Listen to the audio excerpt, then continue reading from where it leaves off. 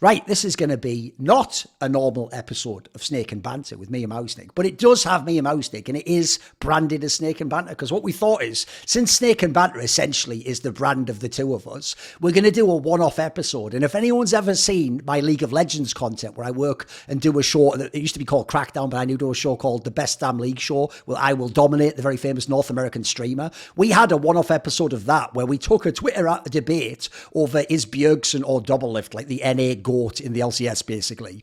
And the funny thing is, even though we actually don't disagree, I actually would agree it is Bjergsen. I had just thought Dom either didn't make points or made some of his points badly, or even if I agree, I disagree with some of his points. These ideas might be blowing people's minds right now, because you think this is tribal and this is Sony versus Nintendo, and obviously all the people with the Nintendos are right and everyone with the Sony's an idiot, aren't they? Like, what do they even know? So what I'll say at the preamble is this, and some of this I'm going to ask questions, it's not just going to be a monologue, right? The first thing I would say is this, and this is just where we're going to put the cards on the table. Let's make this meta. So obviously we won't do too much of our actual answer here, right? We're going to do a video because Twistzz just won the second Grand Slam.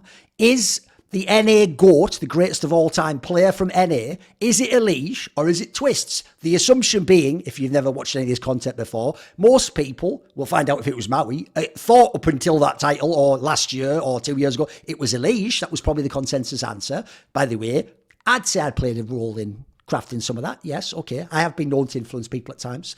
And you obviously on Twitter posited that it is now Twistzz, which I would say, by the way, is actually a very popular take. And I think actually, because quite frankly, maybe we'll get into this at some point, I think most people go by rings. To everyone else, now there's not even a debate. In fact, that's even the statement they say, which obviously is infuriating. So first question is this even a discussion? Is it something, like, are you doing me a favour right now, letting me make some points about EliGE, when this should just be a video from you with 5 points about Twistzz and it would just be all right? Well, I think that there's still a discussion here because, we could both get into the points as to why EliGE actually has still a case for this, but I would say right now I'd lean pretty heavily. I'd say like 70-30. I'd give this to Twistzz over EliGE. So I think that there's ways that I could be convinced, or like my position isn't just like it's not binary right now. Like I wouldn't say that I'm gonna just come out with scalding takes as to why EliGE is horrible and why Twistzz is the undisputed GOAT. Like I think that there's a lot of the reasons that Twistzz has had the success in his career that he did because he was beside EliGE. And if he didn't have a teammate like EliGE, then he probably wouldn't have the stature that he does now. And it could be someone completely different. It could be someone like Stewie, perhaps, if you really want to go achievement driven. Oh, yeah, sure.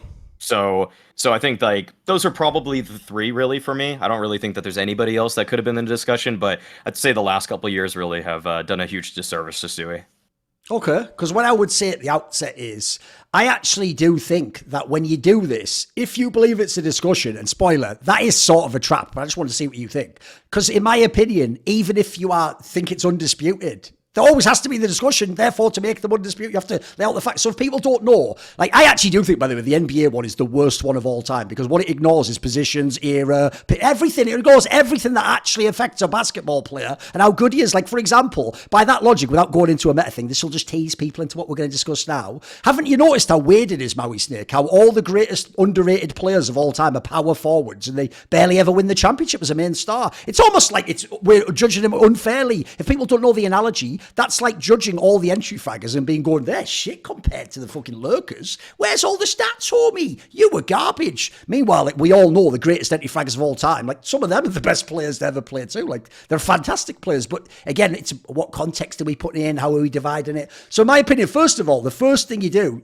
you started to do it there, so fair play to you, is you put everyone in the discussion who at least vaguely qualifies. So as you said, by the way, this will be another point. Interestingly enough, Stewie from accomplishments alone used to be number one before Twistzz won the major, because logically he had the major and he had the Grand Slam. He was never for a second my number one, but as we'll get into the discussion. So when you do that, I will say most people, what you should do is you put all the names and you think like at least deserve the initial consideration. For some reason, they were the greatest in the past. They have championships.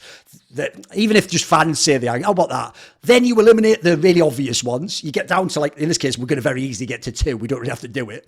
And then you do that. So for example, by the way, just as a historian, if people are wondering, like, that would mean in this case, if I made this list, it would be this many names long. It would be EliGE, Twistzz, Stewie, Hiko, and then maybe like Skadoodle. Like those are your 5. Realistically, because for example, if people don't know, Skadoodle once upon a time was the best NA player and the best AWPer, and arguably contender for best AWPer in the world. Most people thought he was second behind Guardian. So he was very, very good at one point in time. Still, he has the accomplishments. I'd say largely has the accomplishments. Fair enough, he has the accomplishments. By the way, if someone wins 7 rings, even if they're like Robert Ory, you have to at least ask, were they good? Like those 7 rings that mean you have to ask. Then also, if you go to like Hiko, you're all going to go, you didn't see early CSGO then? Hiko was the best NA player. Not only that, because NA wasn't very good internationally, dude, he looked like a wizard internationally. All these murderers like Shroud and fucking Skidoo, they took ages to get going, mate. Or they'd have mad dodgy lands where it's like, that's not that good. Hiko was like literally chopping it up with the best in the world. So when I go through all these names, I pretty much also eliminate them all. You see, at the end, Twistzz and EliGE are the ones with the longevity, the championships as well, which helps in some cases. They have loads of the metrics you'd want. So now that we get that out of the way, another thing I briefly want to address, because I want to get your take on this, is I also get really worried when people only base it off rings, stats. And the reason why, I think it's a very obvious one, but it's a counterintuitive point if you've never heard it before, right? As weird as it sounds, when you measure something everyone thinks is universal, if you measure 10 centimeters with a ruler, you are measuring something is 10 centimeters on that specific ruler. And we're just assuming, by the way, the ruler's identical to every single case. Spoiler, if you actually look, if you got like a million rulers that were all measuring centimeters, there'd actually be differences between them, believe it or not. And you'd do an average or an aggregate. But the point is, it's sort of a philosophical point. When you measure something with a tool, in a sense, you're also measuring the tool. Do you get the point I'm sort of making there? Because basically, if people just start with rings, you see how it's a flaw, right? Because it immediately gets into all these exceptions. I just gave a great one there. If people are going to say Michael Jordan's better than LeBron because of rings, I'd say already you failed, mate. What you should have said, the way he won his, you know what I mean? If you just say rings, Robert Ory is better than Michael Jordan. That's immediately the comeback. It's a stupid comeback, but you get my point. So I think that's an, so by the way, as an aside, one thing I do think will be relevant, very relevant to this conversation, because I think the most lost and I would say muddied discussion in all of sports is who is the better quarterback, because there's so many variables to an NFL game and all the defense. And so I always say on that one, the reason why I've never understood why people just look at the raw stat is because it's not measuring the same thing. Like this is, in this scenario, it's not measuring 10 centimeters for both people. The rulers are different for different people, and the thing they're measuring are different, Maui. So I'll give you the example. If I was to say this quarterback against that quarterback, a classic stat that we could use to see, because obviously one of the first arguments I would make if my quarterback had less rings is, but look who he was working with. He had less good offensive players, right? Now, you could counter that and say, but if we look at the stats of his offensive players, they were as good as the other guy. You've already literally ignored that the quarterback is part of how you would generate the stats for those players. So in a way, it's circular or recursive logic, because actually, if my guy was the absolute best quarterback ever and your guy just had the rings, my guy might be too good at making shit players look really good, and then it'll look like they're even, and then you win on the rings. Do you get the premise of what I'm saying?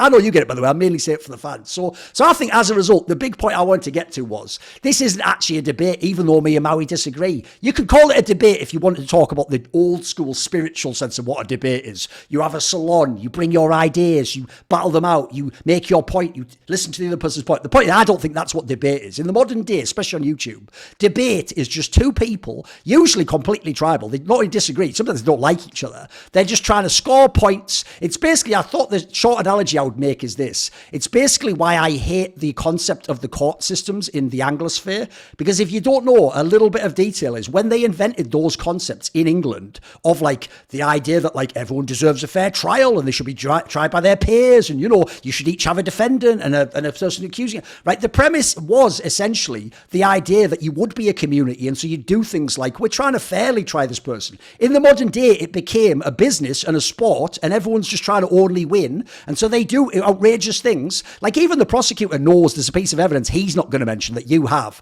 that makes it not look as bad, but he asks for the maximum sentence, or famously in a lawsuit, the maximum amount of money. So the headline is, you know, suing him for 50 million, but you know that you only really should get 50k if you did it wrong. I don't fuck with that at all. I understand why it exists, but I hate it. So I'll tell you right now, Maui, if we're going to do that angle, it'll just be a shit episode, mate, because what you'll see when I make some of my points is I'll give you the points within my point that work for EliGE. If like it's, so for example, since I looked up for like half an hour earlier some stuff, I thought, well, I know, I didn't tell Maui to look stuff up. It just said it was tomorrow. And obviously, I could do that as a gotcha, couldn't I? I go, well, you don't know this, but EliGE has outrated Twistzz at X number of events. Now, I don't have to tell you how many events there were, therefore how many Twistzz did, but I'm not going to trick you. I'll just tell you if you want. I'll just even tell you, by the way, the events where Twistzz was way better. I can do that too if you want. So basically, the idea of this is, it's for you, the viewer, in a way. I mean, we're going to get some satisfaction out of the interaction, the ideas, have a good convo, hopefully.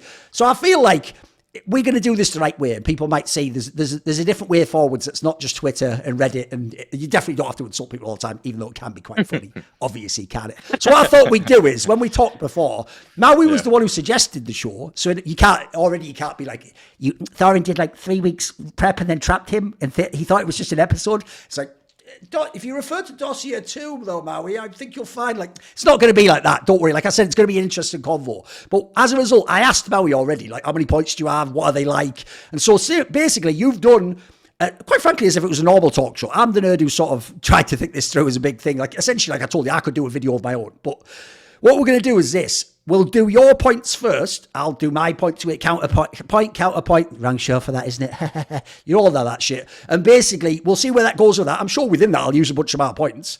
And then afterwards, I'll give you my philosophy, because I have like a sort of an idea of how you even do these discussions, because I'm such a nerd, I do think about not just who is the better quarterback, but how would one even conceive of the better quarterback? You know, I have done all those fucking thought exercises and masturbation mentally, you know.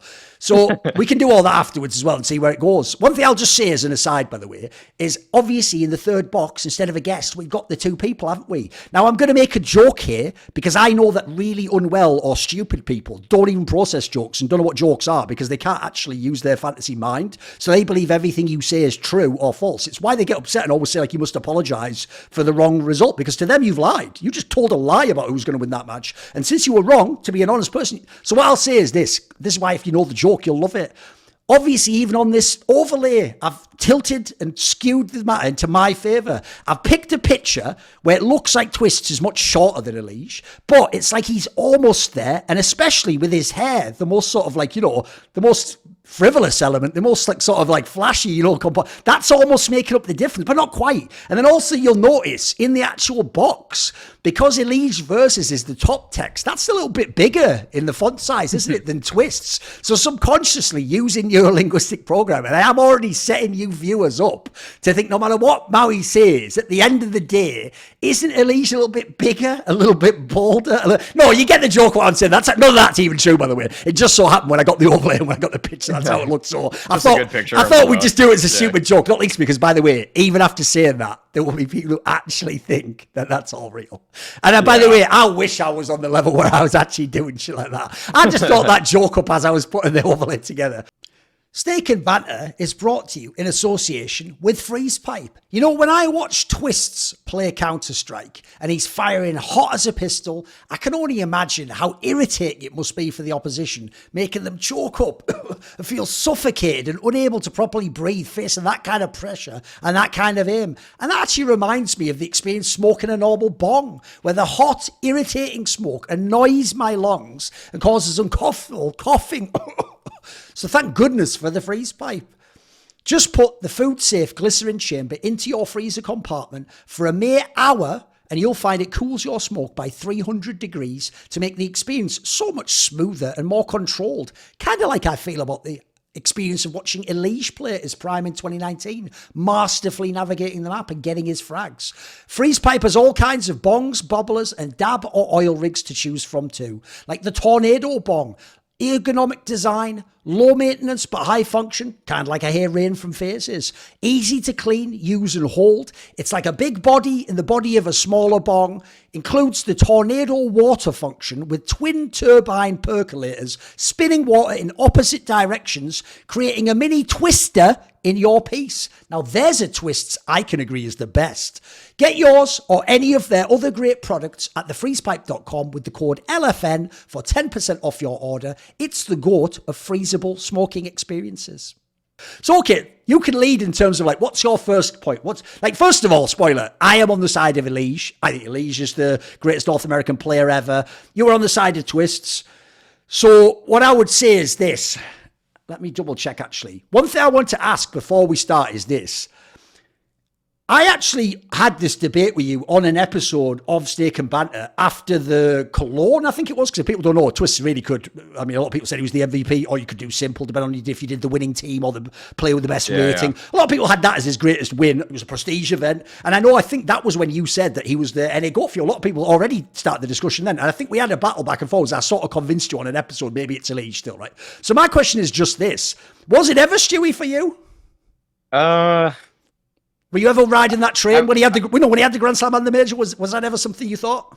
I would have just described Stewie then as the most accomplished and most decorated player. Yes. I don't think I would have said he was the greatest player, because to me the greatest player, it factors in their individual contributions and also their own ability, not just being a product of the circumstance that they're in. Because, for example, you're never really going to say, like, I don't care what Taco does, you're never going to say he's the greatest Brazilian player, even if he had won the Grand Slam. Even if he joined FaZe, and won it all, exactly. Yeah, or if that Liquid that he was on won the Grand Slam. Sure. I don't think anybody could have said that, because he was obviously a support player, and he was never, and even though, the accomplishments are one thing, but I think that it's really about what you're contributing to those victories. So that's why I think there's a lot of room to stand on if you think that Twistzz is the greatest of all time here. So you want me to get into my first point? No, one thing I'll just say in response to that is, the reason why I asked that question, if you're a casual fan, is because there's another thing. If you're the guy who 1 second before they won the Grand Slam already thought he was the best, or you used to think it was Stewie, you don't have a leg to stand on by now saying it's changed, I think that's a very relevant point, because, dude, I've had to do this with Tom Brady fans my entire life. They said after 3 rings he was the greatest, but then they kept doing that thing where each wing he won definitely proved he was. There's no definitely. You either was or he wasn't, mate. So why would you just win? They don't ever say because he won the ring in that way. They just go the ring. So I just hate that as a general approach. So give me your first point. What's your first big picture point? Yeah, my first one, to just even move the discussion away from achievement and ring culture, is I just straight up think that Twistzz has better aim. I think that just in one facet of the game, which is obviously paramountly important to succeeding as a Counter-Strike professional, Twistzz has the better aim, and for that reason, I think that his time to kill is generally faster. I will say, and also, already to give EliGE some credit, I think EliGE has better spray. I think that's where I think EliGE, I'm not going to say comprehensively all mechanics, Twistzz is better than EliGE, but I think first bullet accuracy and consistency with finding that first bullet, I would give it to Twistzz. Okay, right. Just one quick thing I've got to ask, though. It's because you yourself just eliminated rings right out the gate. There's an obvious question I should ask as a follow-up. Then I'll answer the point about the mechanics.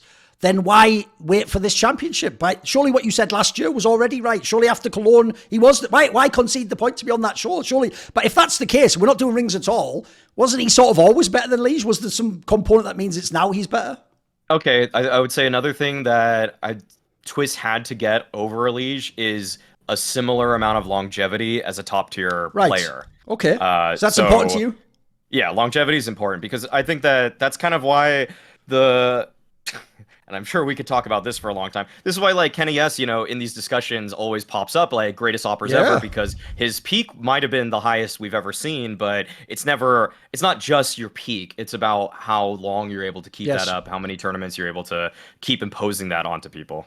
By the way, I'll also say as well, now he's doing a much better job than most people who don't know my style of doing these shows, and especially don't know my criteria, because, for example, he already just phrased there, longevity is a top player. I despise longevity. We'll get to my hierarchy of values later, but put it as a spoiler, longevity isn't number one for me. And the reason why is because when most people say longevity, they just mean how long you played. So, for example, there are people Dominov where if Device hadn't come back, they would have just said, based on longevity, it has to be Dupree who's the best Danish, right? Because he played longer, he was a more...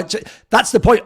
You notice I'm always about the qualitative angle as well. Don't just give me quantity, guys. So we don't care if for some reason, right, Twistzz retires tomorrow, but then EliGE plays 10 more years as bad as last year. I'll never use that to say his longevity dwarfed him forever, It's just when you're a top player. Because remember, draw it back to the beginning, we're talking about who's the greatest ever. We're talking about who at the top and how long at the top. And it's just logical. So I think that was a great way to say it. So on the mechanics point, I would say this. You were also quite fair there, but I think in some ways, it's not that it undoes your point. It just shows how differently we conceive of the concept of aim or mechanics. Right? As an aside, without going into it, Sadly, mechanics is just a term we're all going to stick with, and it's ruined completely, because this is sound really weird, but it comes from StarCraft Brood War and Warcraft 3, except in those games, they actually use like APM differently from mechanics. They usually mean like things like raw precision would be like the fucking would be like aim, or something like that, or precision. And then they mean by mechanics like how fluidly you can do everything, sort of. I would just say the reason why it doesn't really matter is in a game like Counter-Strike, it's sort of all the same, you know what I mean? Like how you, like for example, if you don't know, that would even be how you'd explain why Simple can get more kills than Nico, but Nico looks like a better aimer. Nico has better mechanics. He's smooth, everything's slick and amazing. I would say Simple has, I mean, I don't know if he really does, but he looks like he has the greatest time to firing of any player ever in all circumstances. So that's why he gets more kills, even though mechanically it's a discussion. So on that one, I would just say, like I just set up there, I would overall agree. Like if we're going on raw mechanics, there's a reason why I put config as, I mean, I'll just say it right now, number 1 Denmark. Doesn't mean I think he's the best overall player, nowhere close to it. But I think if you were talking about the raw mechanical aspect, it's like I always say, if I was going to steal this person's power, like I was one of those characters from like X-Men or something, I'd steal config's powers, not device's powers. The joke is, if I have config's powers, but I don't have config's brain, I think I can beat device. Just take that quote of, I think I can beat device, take the context out, put it onto Reddit, do whatever you want with it, make me famous, motherfuckers. I can't get any more famous. So anyway, it's good stuff. So what I'd say is, I agree with the overall point. But I do think when you say, because you admit it, that EliGE has the better spray. By the way, actually Twistzz has underrated spray, people don't know. But the joke is, because he's so good at 2-bulleting people in the head, you don't have to see it that often. So you actually probably don't know maybe random people out there. The Twistzz has very good aim too. This isn't like, you know, when people do like Forest versus Get Right, it's not that extreme a difference in my opinion. Like EliGE is a very, very skilled player. Like I always said, because I also know how to craft my comments for my audience. I always used to say, I always thought in his prime, EliGE is like Cold Zero, but with even better aim. Because, you know, because you can just imagine when that enters like Inception into their brain, mate. It just they can't even process it. Like it just because they're thinking I'm saying he's better than Cold Zero, he's one more, all that crap. So what I would say is this: I also do think spray is a different type of aim. And so that's why when you say it's consistent, yeah, it's consistent. He's consistently better at the first bullet, the first 2 bullets. By the way, it literally, the joke is as well, both of these guys know exactly what role in Counter-Strike to do because their skill sets match their role exactly. And that's actually why, by the way, if you put both of them in different roles, they got way worse. Because if you put Twistzz into some sort of an entry type scenario, he's on his own, he mixes up, then yes, he uses that aim to destroy people. If you have EliGE as some sort of a follow-up player, a player coming, then he uses his spray to destroy people, and that's also, by the way, think about the roles. That's more consistent against people with lower health, for example. That's how you get the kills. So I would even say that is a different type of aim, but I concede the point. I would say overall for raw mechanics, yeah, I'd give it to a Twistzz. But again, I don't think it's by a crazy margin. I think it's a bit. And then I'd also say, let me think how to say this. We'll get to this later, but the thing is, I don't really put stuff like mechanics that high. Like I give you the example there. It's a pretty good example to give, right? I think actually, I don't even know how arguably. I think config has way better mechanics than device, but I think device is a way greater player. So why is that so high up? Is that just the first point? Is that the most important point to you? It's not the most important. It's just one that like sets the tone that we're just not talking numbers and that's achievements. good. Yeah. It's something that we're visualizing, that we're obviously we're thinking about how they play and all the things we've seen. Yes. Yeah, exactly. So is there more to say on this point? I think that it's obviously if you want to rebut any of our points, just jump in after. Obviously, yeah.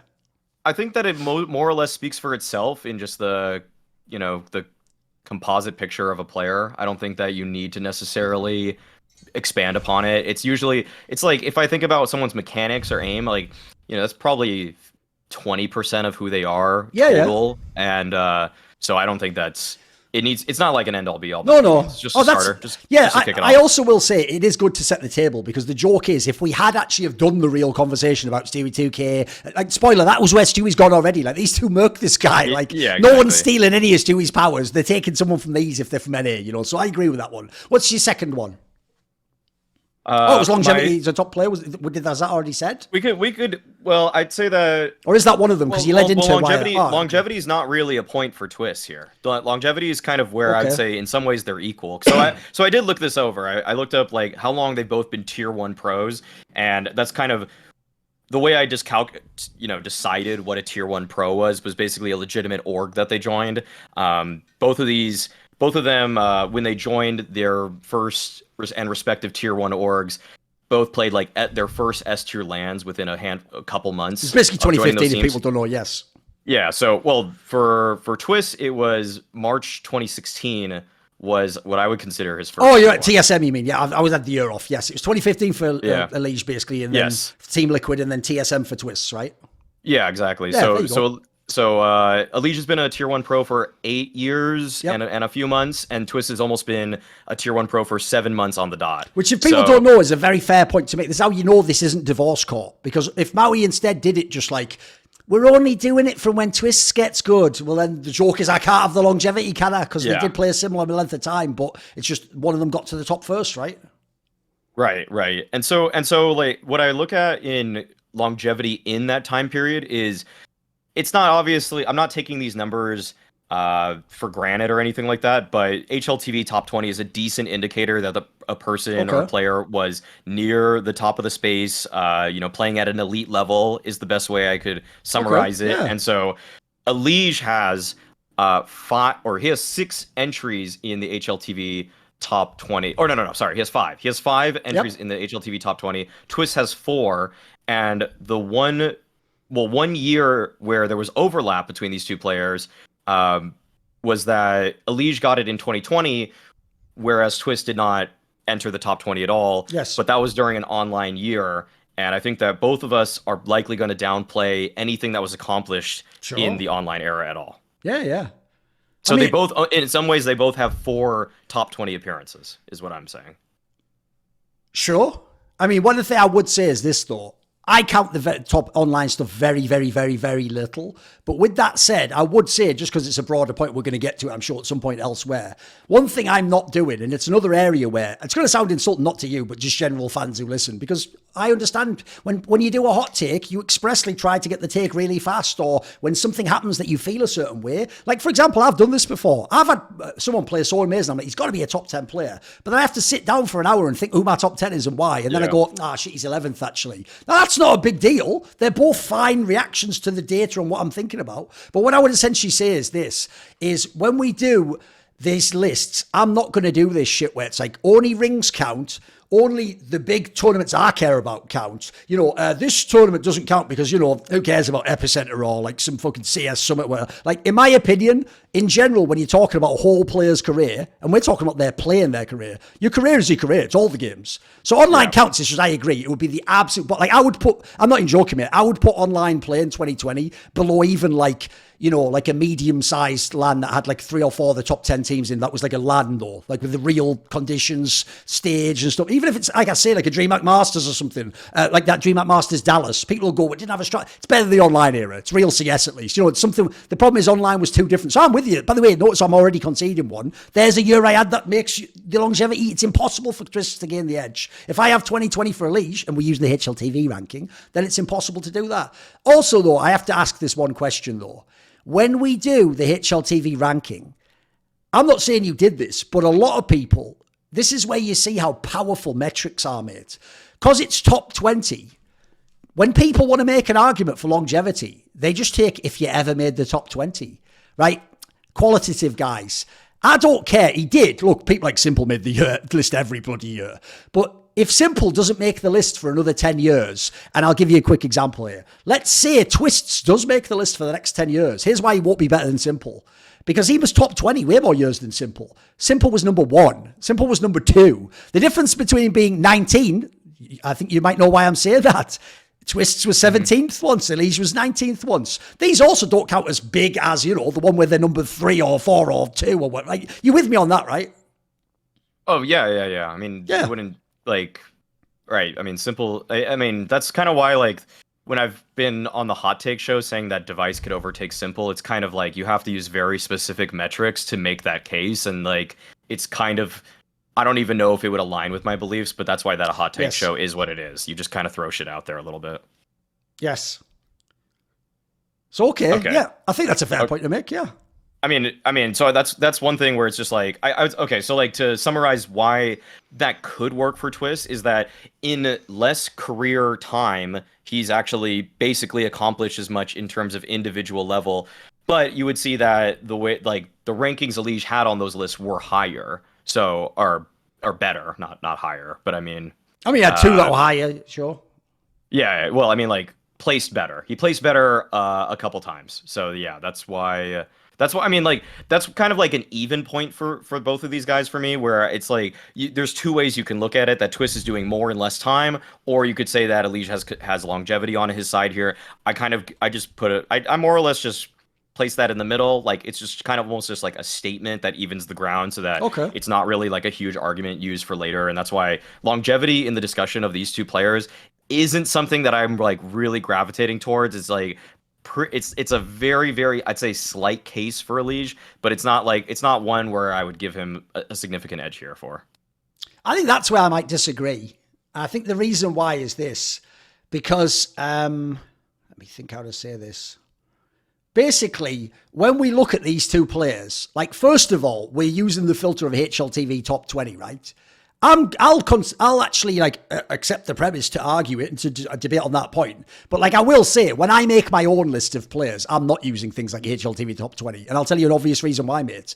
I know the people who made the HLTV top 20 formula. I fundamentally disagree with them on a lot of things in CS. And also, HLTV top 20 isn't the same every year in terms of how it's calculated. You can see this quite obviously. The best 2 years to ever see is 2016 and 2017. Go look at who is number one. Go look at the top 10 for these 2 years, and what you'll realize is this: things like Simple barely winning, he could never have been number one back then. It would be impossible. It was just the person who won. The joke is, if it was 2016 and Device had his results from 2018, he would easily be number one. He would be number one by like, if it was like the ranking, he'd be the 1,000 point player. Do you know what I mean? Because he's won everything. So I will also say, even though I think the last, I'd say maybe 3 years, they got a way better grasp on this. And now it did become more what I want, even though I know they still judge rankings and EVPs and all that jazz. But spoiler, the more different like ways you find to categorize, I think will help you actually make it a more accurate statement. The problem is, I think a lot of the years before that, they did go, quite frankly, it's the worst thing about it. Even though it's an individual list, you were capped based on how good your team was, basically, and how deep they went. So I will actually say, in light of that, I do think you can say certain things. Like, for example, HLTV.org top 20 isn't the be-all, end-all. Like, neither of them made it in 2016. But I'll tell you right now, because the other thing I could have said was the reason I don't use it, I don't need to. I watched all the games. I even actually, you can look this up. It's a little advantage I have. I did lists for all those years until recently. So I have my own list I can go look at and go, brutal.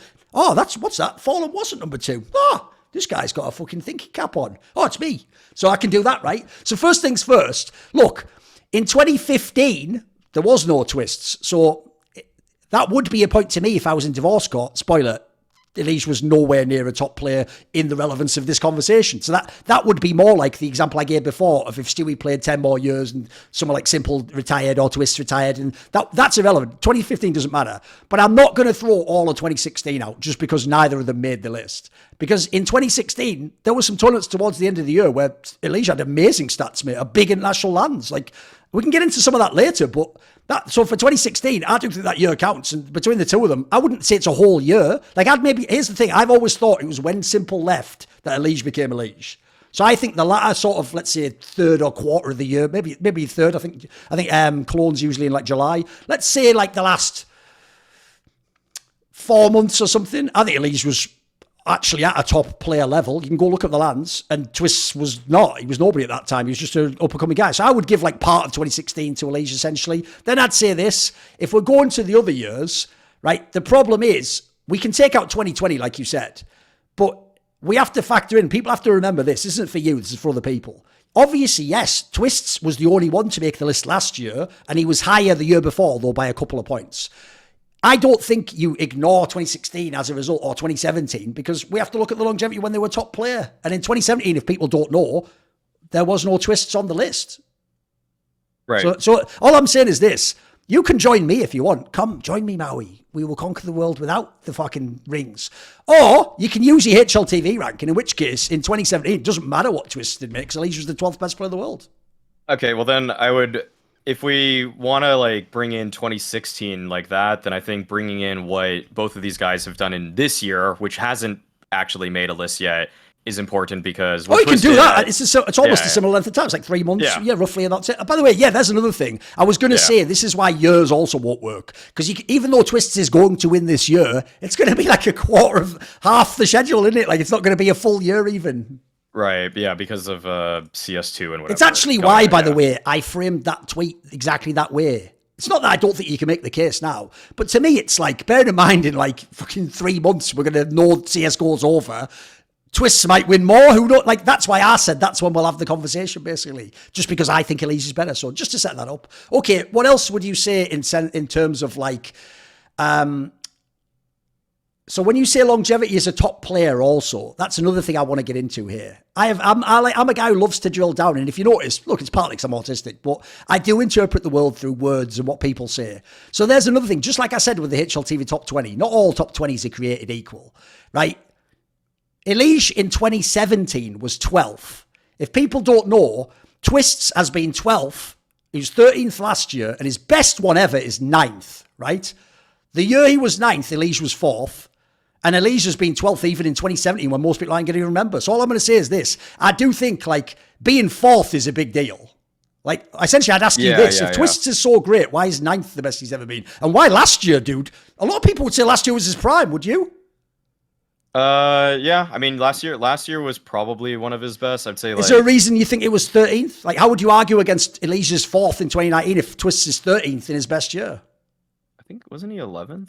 Or did I write? Maybe he was 11th. He was 11th, but he was 11th last year. Yeah, he was 11th last year, which is, I mean, that's pretty darn good. I think also one thing that I noticed when I was doing this research is that in 2019 when he was ninth, that's right, correct, okay.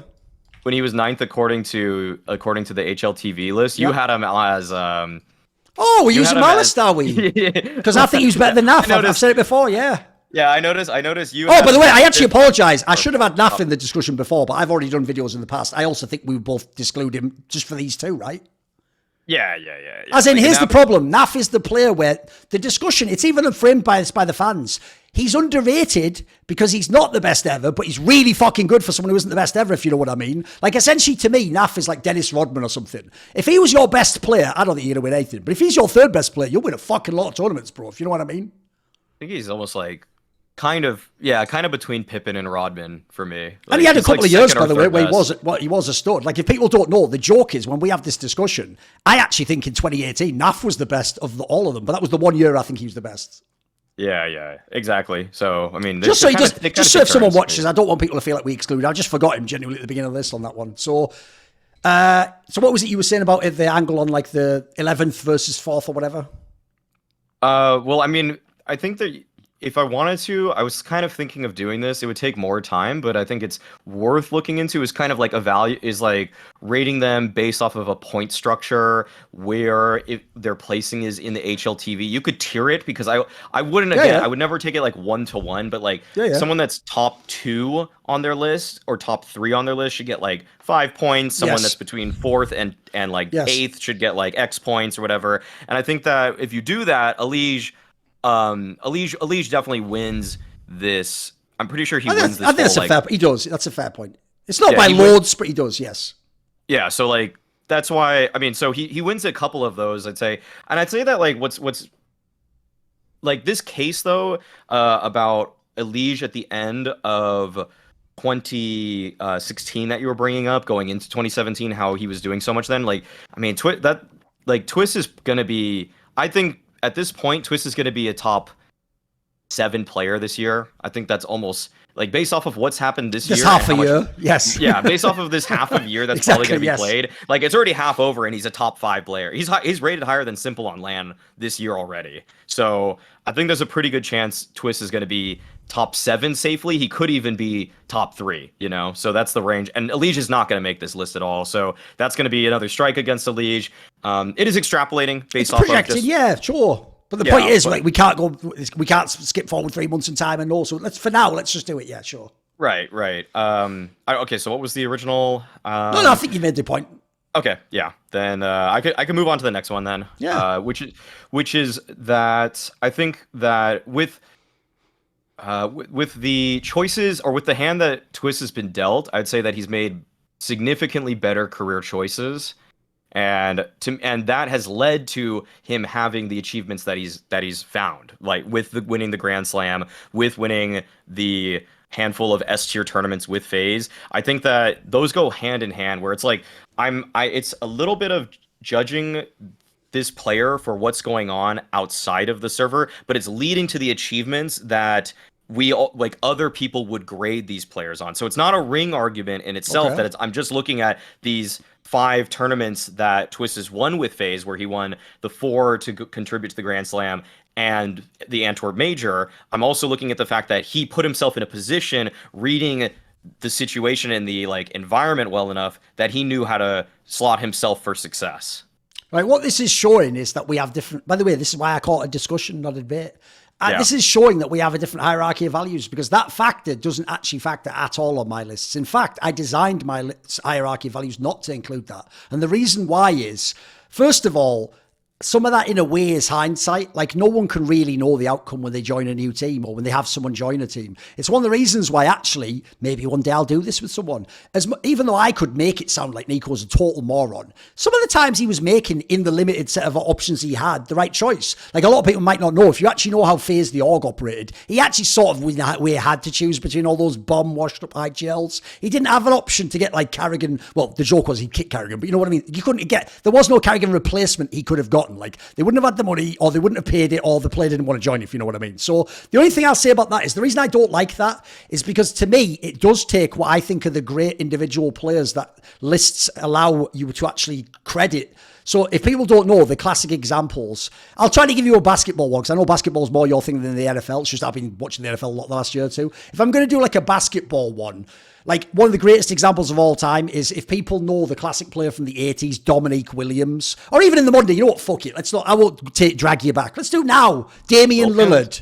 Oh, Damian Lillard. Damian Lillard of the Portland Trailblazers. If you do anything involving like correct career decisions, titles, how many times you've been in the finals, he wouldn't even make a list of the best players of his generation. But if you just only care about ball, as it were, like I only care about the play and all the games you played in, he's better than a lot of people with rings. And quite frankly, I mean, I'll just say this because of the audience, but I think he's better than like Russell Westbrook, for example. Even though you could argue, look, I can't argue Russell Westbrook's made great career decisions, but in terms of trying to move around and go to super teams, Russell Westbrook would be way higher on this particular category. So is there no concern in that regard that essentially like we're sort of punishing EliGE for just staying on Team Liquid, right? I mean, in a way, here's one argument I would immediately say as a counterpoint. He was kicked from Team Liquid, Twistzz. He didn't say, Maui, you know what? I love the way you think, mate. Because of what's gone on in Team Liquid, first of all, EliGE has longevity, so it'd be silly for me to stay. If we're both good, he'll always have the edge. Secondly, this team's not going to win majors. I want Grand Slams and majors. I've chosen to take my talents to FaZe Beach. He didn't do that. What he did was he got kicked, or he was available for trade, and they weren't going to play him. And then he happened to get to FaZe, who, by the way, wasn't even a good team at the time. They weren't a good team for the next entire year, till we got to Lands. Wait, before you finish this, I just watched an interview he did with Dexerto where he said he actually did make the choice to leave, because he gave FaZe, or he gave Liquid an ultimatum. Okay. He said in this, which is just that he said that either you kick X player, which I assume was Stewie at the time, or we change my role. We change my roles, or we kick Stewie, or I'm basically just going. And he said the reason he joined FaZe is because he knew that Kerrigan was going to be there, and he had like another opportunity, which was complexity, which is not like this is a kind of a way that support the whole like reason for bringing this up isn't that like, oh, I'm not trying to like say I'm crediting for people for being good GMs necessarily. How aren't you doing that? Because the reason he was able to find so much success with his next team is just that he evaluated things pretty well. So it's more like I'm giving credit to those rings in an external way that like I can't even give EliGE this credit at all. Because EliGE has like basically okay. Well, I mean, I think I'll set that down. And it's all good. I want to hear how you respond to that. Yeah, it's all good. Right. What I'll say to that is, first of all, I'll just ask the viewer, the court, the jury, did he not just say that in an interview, Twistzz said something, right? I am an interviewer, homie. You know how much shit players are full of? I've interviewed players who in the interview told me something that was different from what they privately told me years earlier when we dealt with the case, or I helped them on something. And then secondly, Everyone lies. People lie. You know, I know what you mean, but I don't put too much of that. And then thirdly, I'll just put it this way. You yourself said he gave Team Liquid an ultimatum. So you mean Team Liquid made the choice?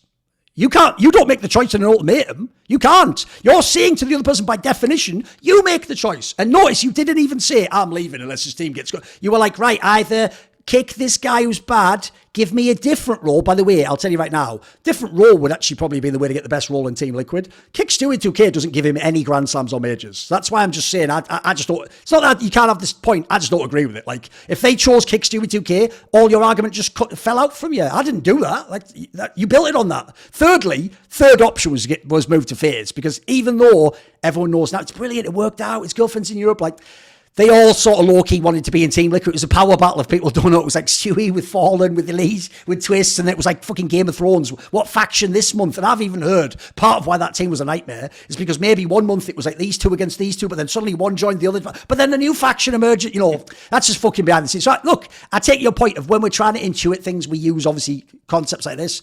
So, okay, that's not bad. But I'll also add this. When you said there, so he got to a better situation and he got to Carrigan, I'm with you. The only problem is Rops joined a year later and they weren't that great in 2022. So if Rops never joins, by the way, I'm going to assume you don't think Twistzz is the GM of FaZe and chose also to recruit Rops, right? Right, of course, yeah. Well, isn't that like I'm just going to say this right now, because I did say this publicly all the time before Rops joined everyone. Did I not say Rops was the missing piece and they would challenge for everything afterwards? I'm pretty sure I did. So I already did see Rops as like, actually the joke is what Rops is now is what I thought he would be last year. I actually think last year the maddest thing is they won all that shit, and I think Rops was Bing chilling half the games. You know what I mean? I don't know how, but he was. Like, he actually wasn't. I actually thought if they did what they did last year, he'd be like Nico, would be like fourth in the ranking. So I actually think the joke is this year, when they've had more problems, it's actually made him sort of like fucking Super Saiyan level 2 or something. Like, he actually looks now fire. So, like, yeah. All I'm saying is these are my counterpoints that we don't have to agree. It doesn't have to be wrong. I'm just saying, to me, that's the problem with when you open these fucking butterfly effect circuits of like this caused this. It's like, yeah, but then when you take one piece out, it can also fall apart, right? What I just find weird about that is if they both had played in different teams, right? Let's say Twistzz never played with EliGE, because part of the discussion that we'll get to later, which is tricky with this, is that they did play in the same fucking team. So we'll see later. That's a massive issue I'm going to get to. But essentially, if Twistzz had been on a worse team, but eye test said Twistzz is simple, but he was on a worse team and he never won championships, would you still make that argument? Because wouldn't that argument go in EliGE's favour in that case? If Twistzz won nothing while looking like simple, then I would probably be giving him a lot more credit, because then he'd be just playing better than how he is. But it's because, I mean, I think like one reason these two players are really hard to separate is that they're both incredibly skilled riflers. They have different roles overall, but I think that it's kind of, you have to actually look a little bit beyond just like pure mechanical ability. Agreed. Which is because there's just obviously other stuff going on in the game. So. Oh, by the way, at any point in time, feel free to invoke things like the eye test or how they use their style or what role. We can go anywhere you want on that, mate. So after we've done that one was about the idea of that. Look, I don't have a side pot to that because that's not even a factor for me.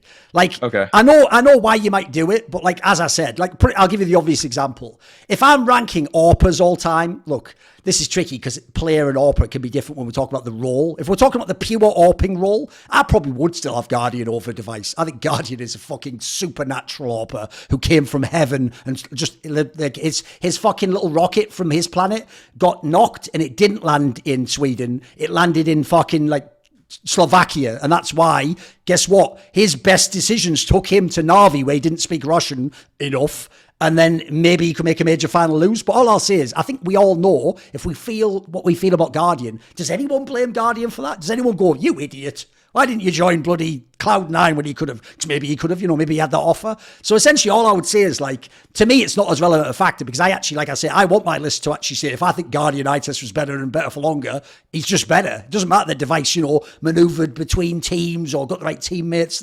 You can use that as your criteria if you want. What's the next one? Let's see. So, let's see. Because if people are keeping track, right, I'll summarize your points. Point one essentially was EliGE has more longevity, but you think at the end of CSGO, when CS2 comes out, that will be somewhat moot, or the difference will be so small, the other factors can take over. Yes, that was the first point. Well, I wouldn't even really give it to EliGE that strongly now. I mean, you brought up a good point with what EliGE did at the end of 2016, which would probably give him the very slight edge here now.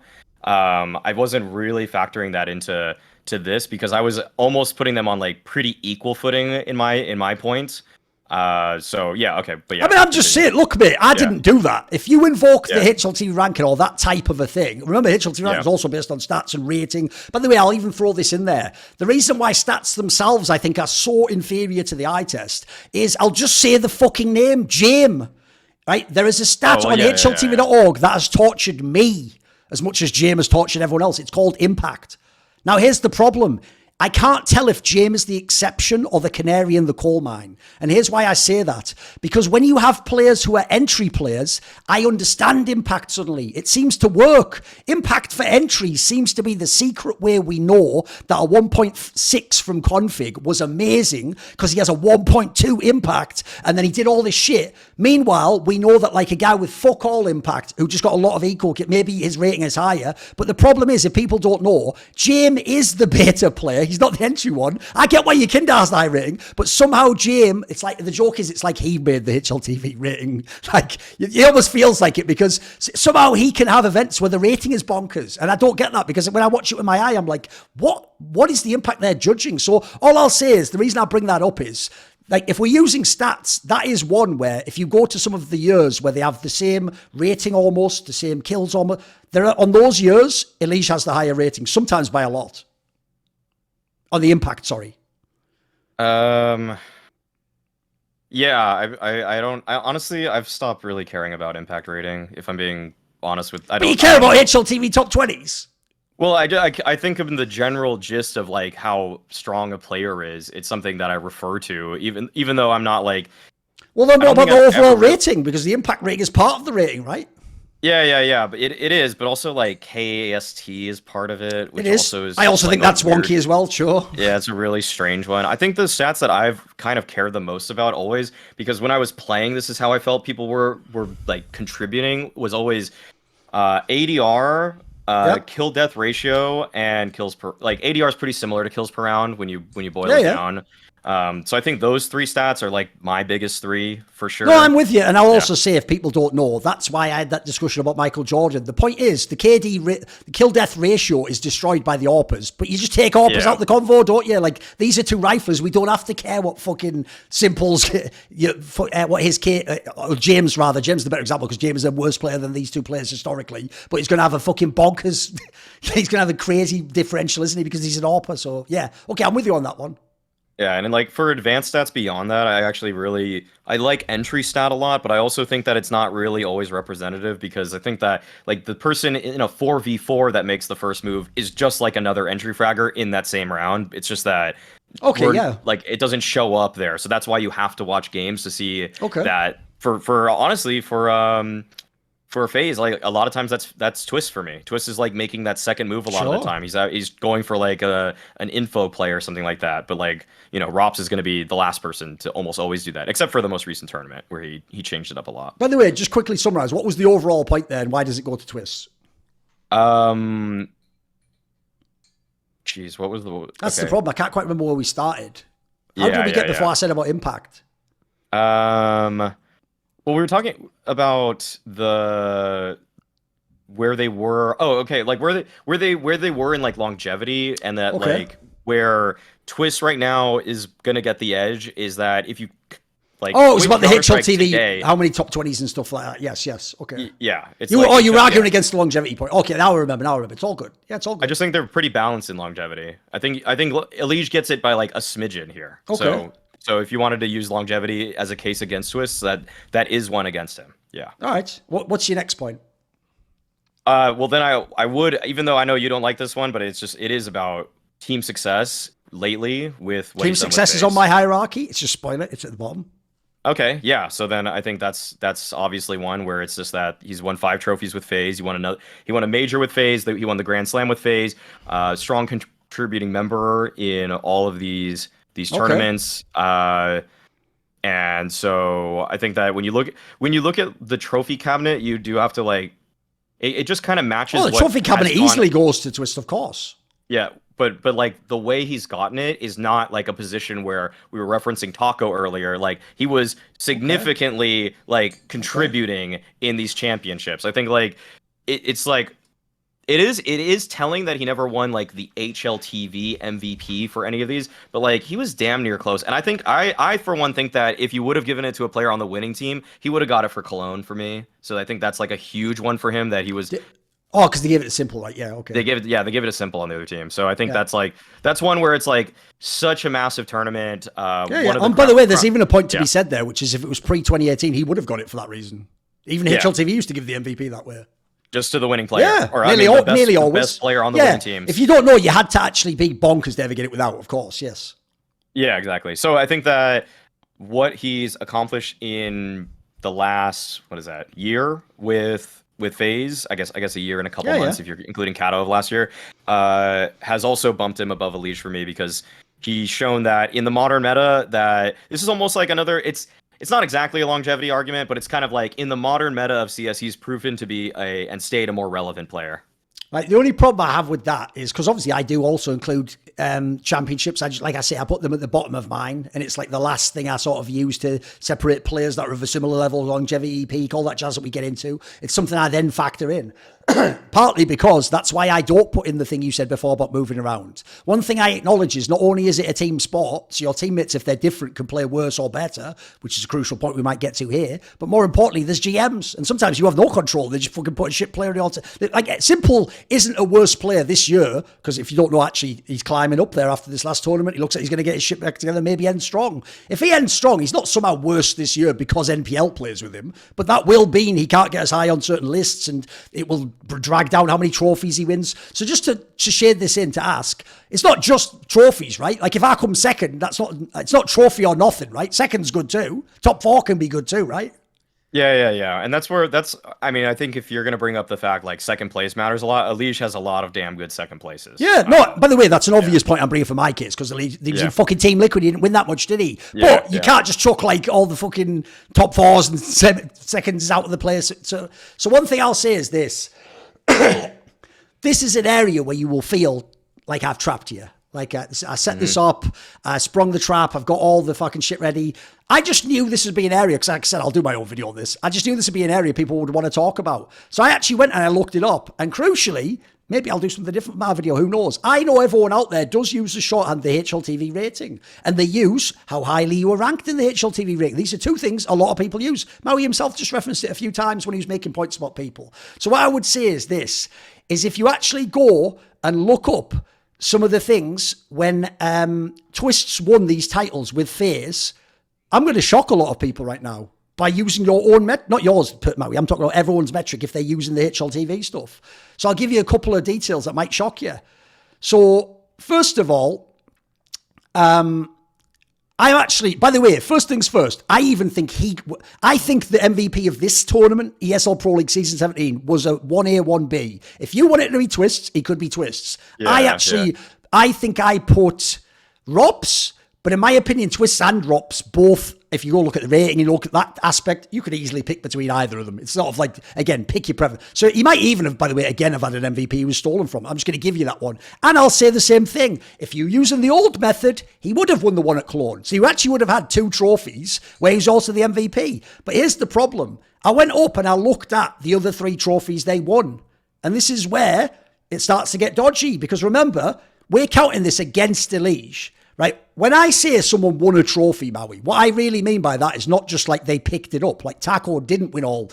You know what? Taco's won no majors if I'm judging him by the greatest players of all time. If I'm judging him by support players, he's won 2 majors. You know what I mean by that. So if I do that type of approach, all wins aren't created equal. And we're having a discussion, really, if we were to be more defined, about you won a tournament and you were either like the best or one of the main reasons, or at a minimum, you were extremely pivotal to winning the tournament. You can't just be middle of the pack, a passenger, etc., right? Would you agree? Right. Yeah. As in, if someone has a trophy, that's not real. In this debate, that's not a trophy. Like if EliGE came second and was the highest rated player in the tournament, and Twistzz was 18th and won, EliGE did play better at that tournament, even though he doesn't have the trophy, right? Given the sample size and all that jazz, I'm talking about two different tournaments. I'm contrasting here. Sure. Okay, because by that metric, there are 3 tournaments I want to talk about, and the first 3 tournaments are 2022. IEM Katowice, ESL Pro League, PGL Antwerp. I'll just run through it. You give me your thoughts. Twistzz won IEM Katowice as the 12th rated player with a 1.15 rating. Brokey was first place, the MVP, with a 1.30 rating. Yeah. I saw that one. Didn't Brokey win that tournament? Am I missing something? Well, I mean, Twistzz was like the second best player or second highest. Yeah, he was the 12th rated in the tournament. Yeah. But I mean, he's obviously contributing as a right-hand man in that. Oh, you didn't say that. We're talking about the idea he won the trophy. Brokey won the trophy. After Brokey, it's Twistzz. I'm with you. If you want to go second.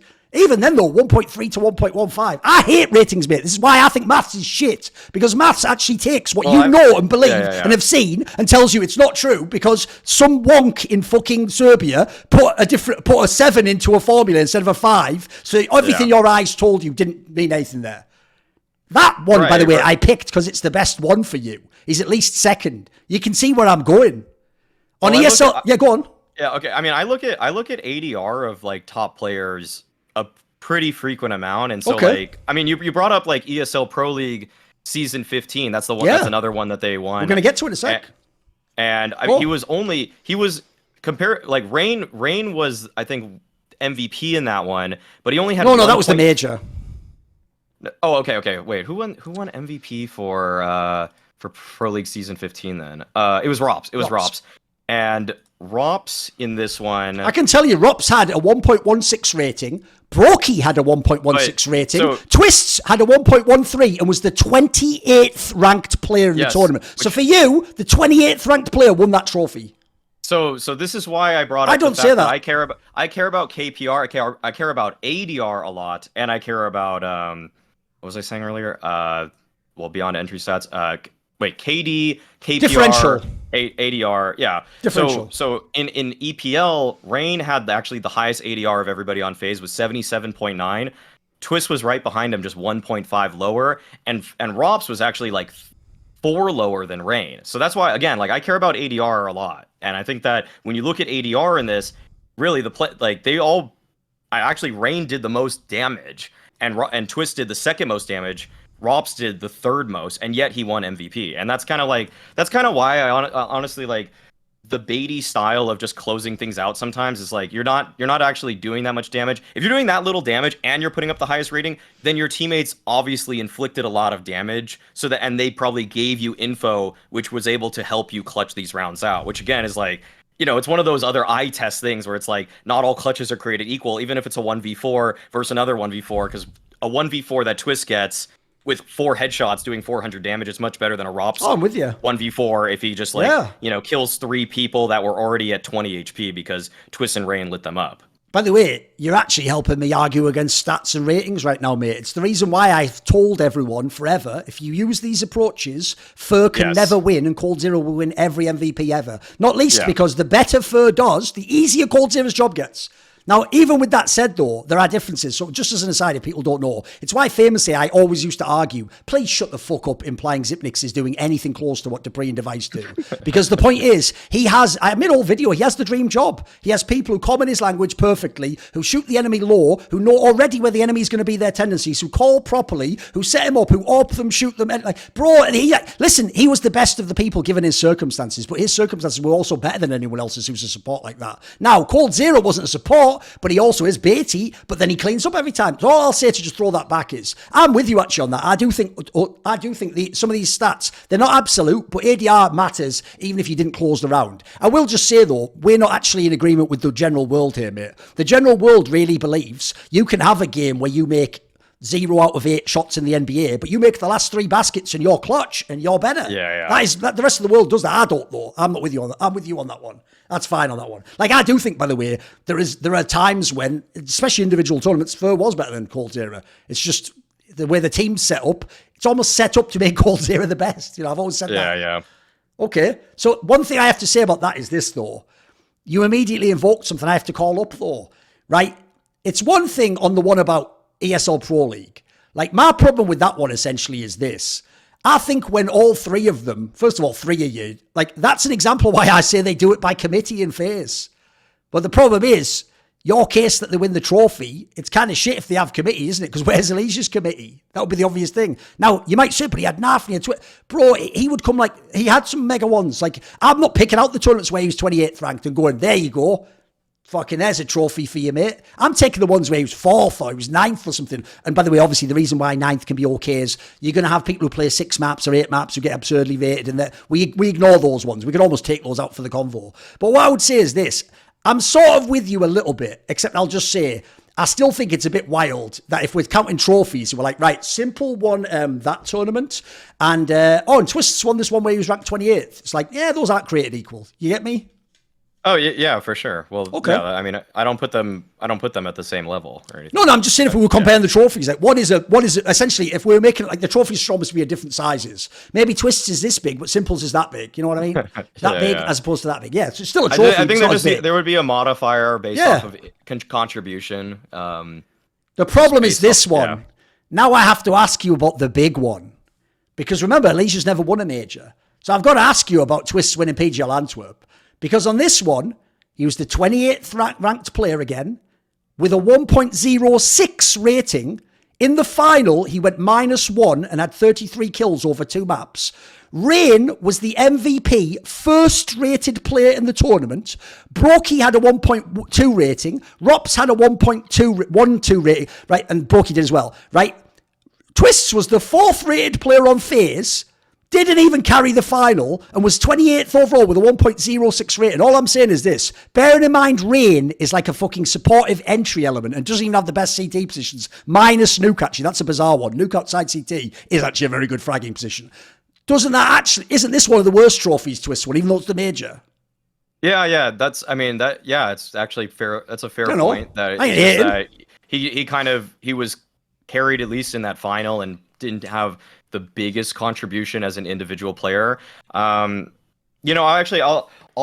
actually bring up a point then that I was saving for later for EliGE versus Twistzz. It's pretty combative in terms of just like what they did 1-to-1. Yeah, come on. Because I wanted to look at this is something I was talking to Launders actually about this a bit ago about EliGE. That was your first mistake. No, keep going. I was talking about like EliGE and Twistzz versus Astralis. So like in a lot of their ratings on, so basically when you sort this on HLTV, I would like to see the stats that I care more about. So like KPR, ADR, all these on LAN. So I'm basically being reductive. Oh, no, where this is going. Yeah, go on. Yeah. So LAN rating versus Astralis, EliGE is lower than Twistzz. Twistzz is 1.01, EliGE is 0.96. And so to me, that's fairly damning. We're either of them number one, Maui. Huh? Were either of them number 1 on Team Liquid? What do you mean, number 1? Oh, you didn't bother looking up that Naf was the player that had the best stats against Astralis. Oh, okay, I just wondered. Oh, yeah. Just wondered, okay, yes. Just going to throw that in there. It's relevant context, right? All I'm saying is neither of them were the ones carrying it, just saying. Yeah, but it's just in a conversation. Right. By the way, I understand why Launders would think that. Launders is the ultimate ring thinker. So I understand why he'd go, oh, Maui, the problem here is we have to watch all the games, mate. So let's just make it only against the greatest team of all time. The obvious counter to that goes like this, Maui. How do you get to play against the best team of all time in a final? Don't you have to dominate Na'Vi, SK, FaZe? So basically, I get what you mean, but I think that first of all, you had a 0.04 rating difference. That may as well be nothing. There has to be a margin for error on the rating, boys. Like, it isn't God himself. Like, you're actually that may as well be nothing. It'd be nice to see the other. Yeah, numbers. And then 2, both ratings are near 1. It's not even like either's fucking shitting on them. And then 3, it ain't just about how you did against Astralis. It's about how you did against everyone. I get your point. Yeah. Let's see. What else do we have here?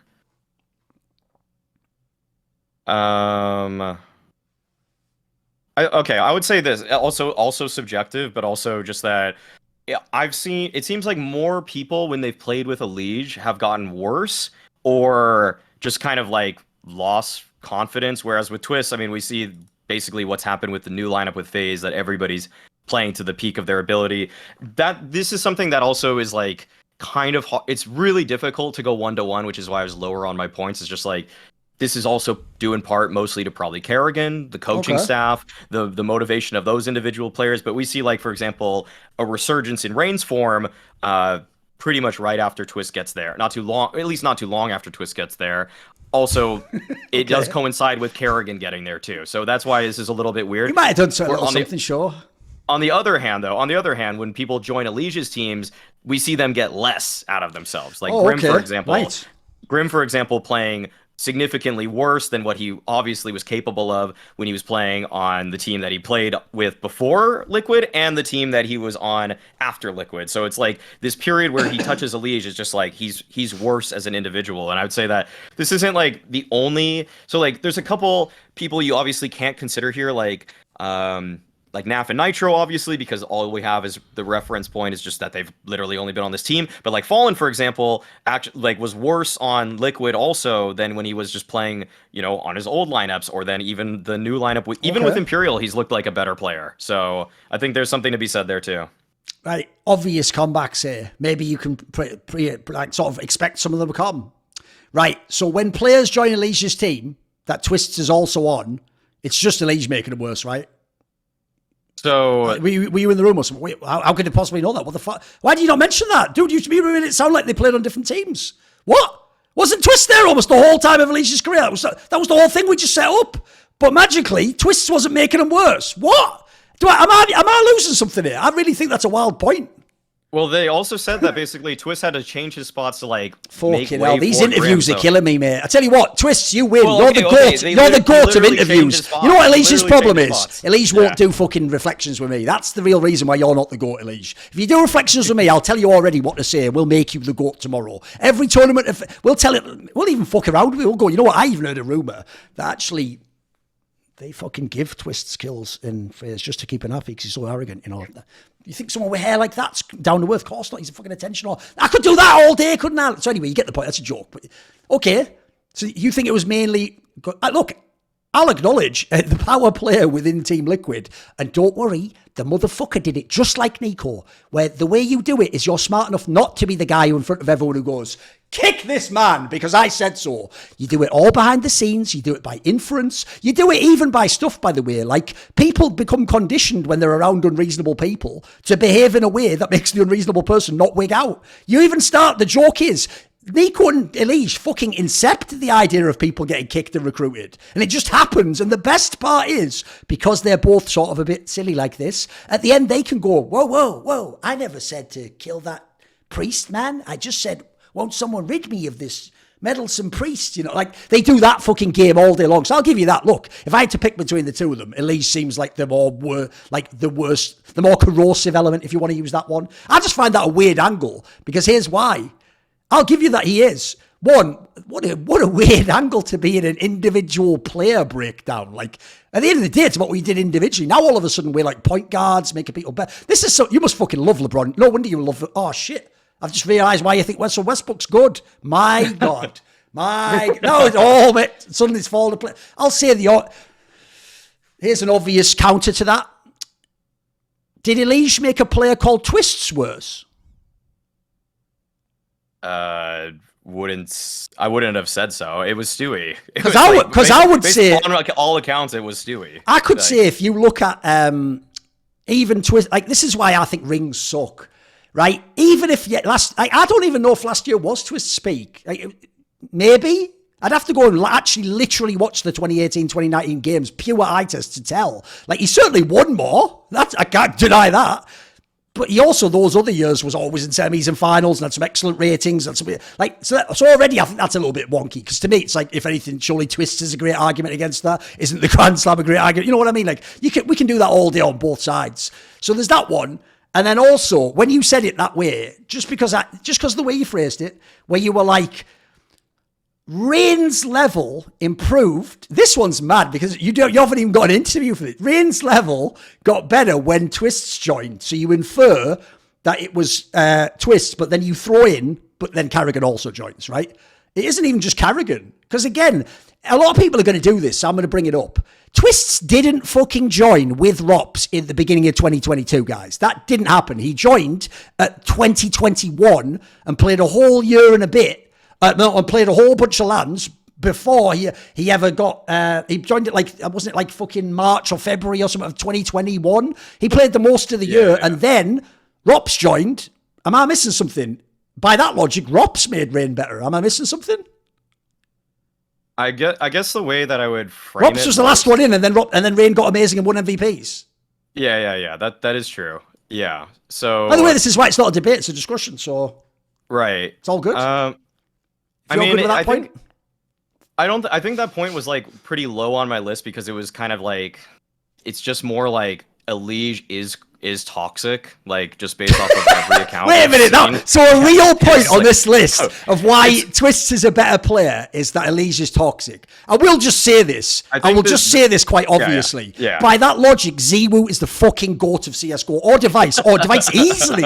Device is easily the best ever. And I'm just saying, I don't think you would ever make that argument in that discussion. Am I right? No, the thing is that I think this is also, I guess the way I would broaden this is that it is a team game, and it is about making your teammates better, which is why people do like the main argument against not counting rings go on. is that it's a team game, and so even if someone is not contributing via the stat sheet or what we can technically see, if someone is like if someone in CS:GO somehow with a 0.95 rating went to every single team, I mean, and Hooksy, just made them all the basically way better. Hooksy, yeah.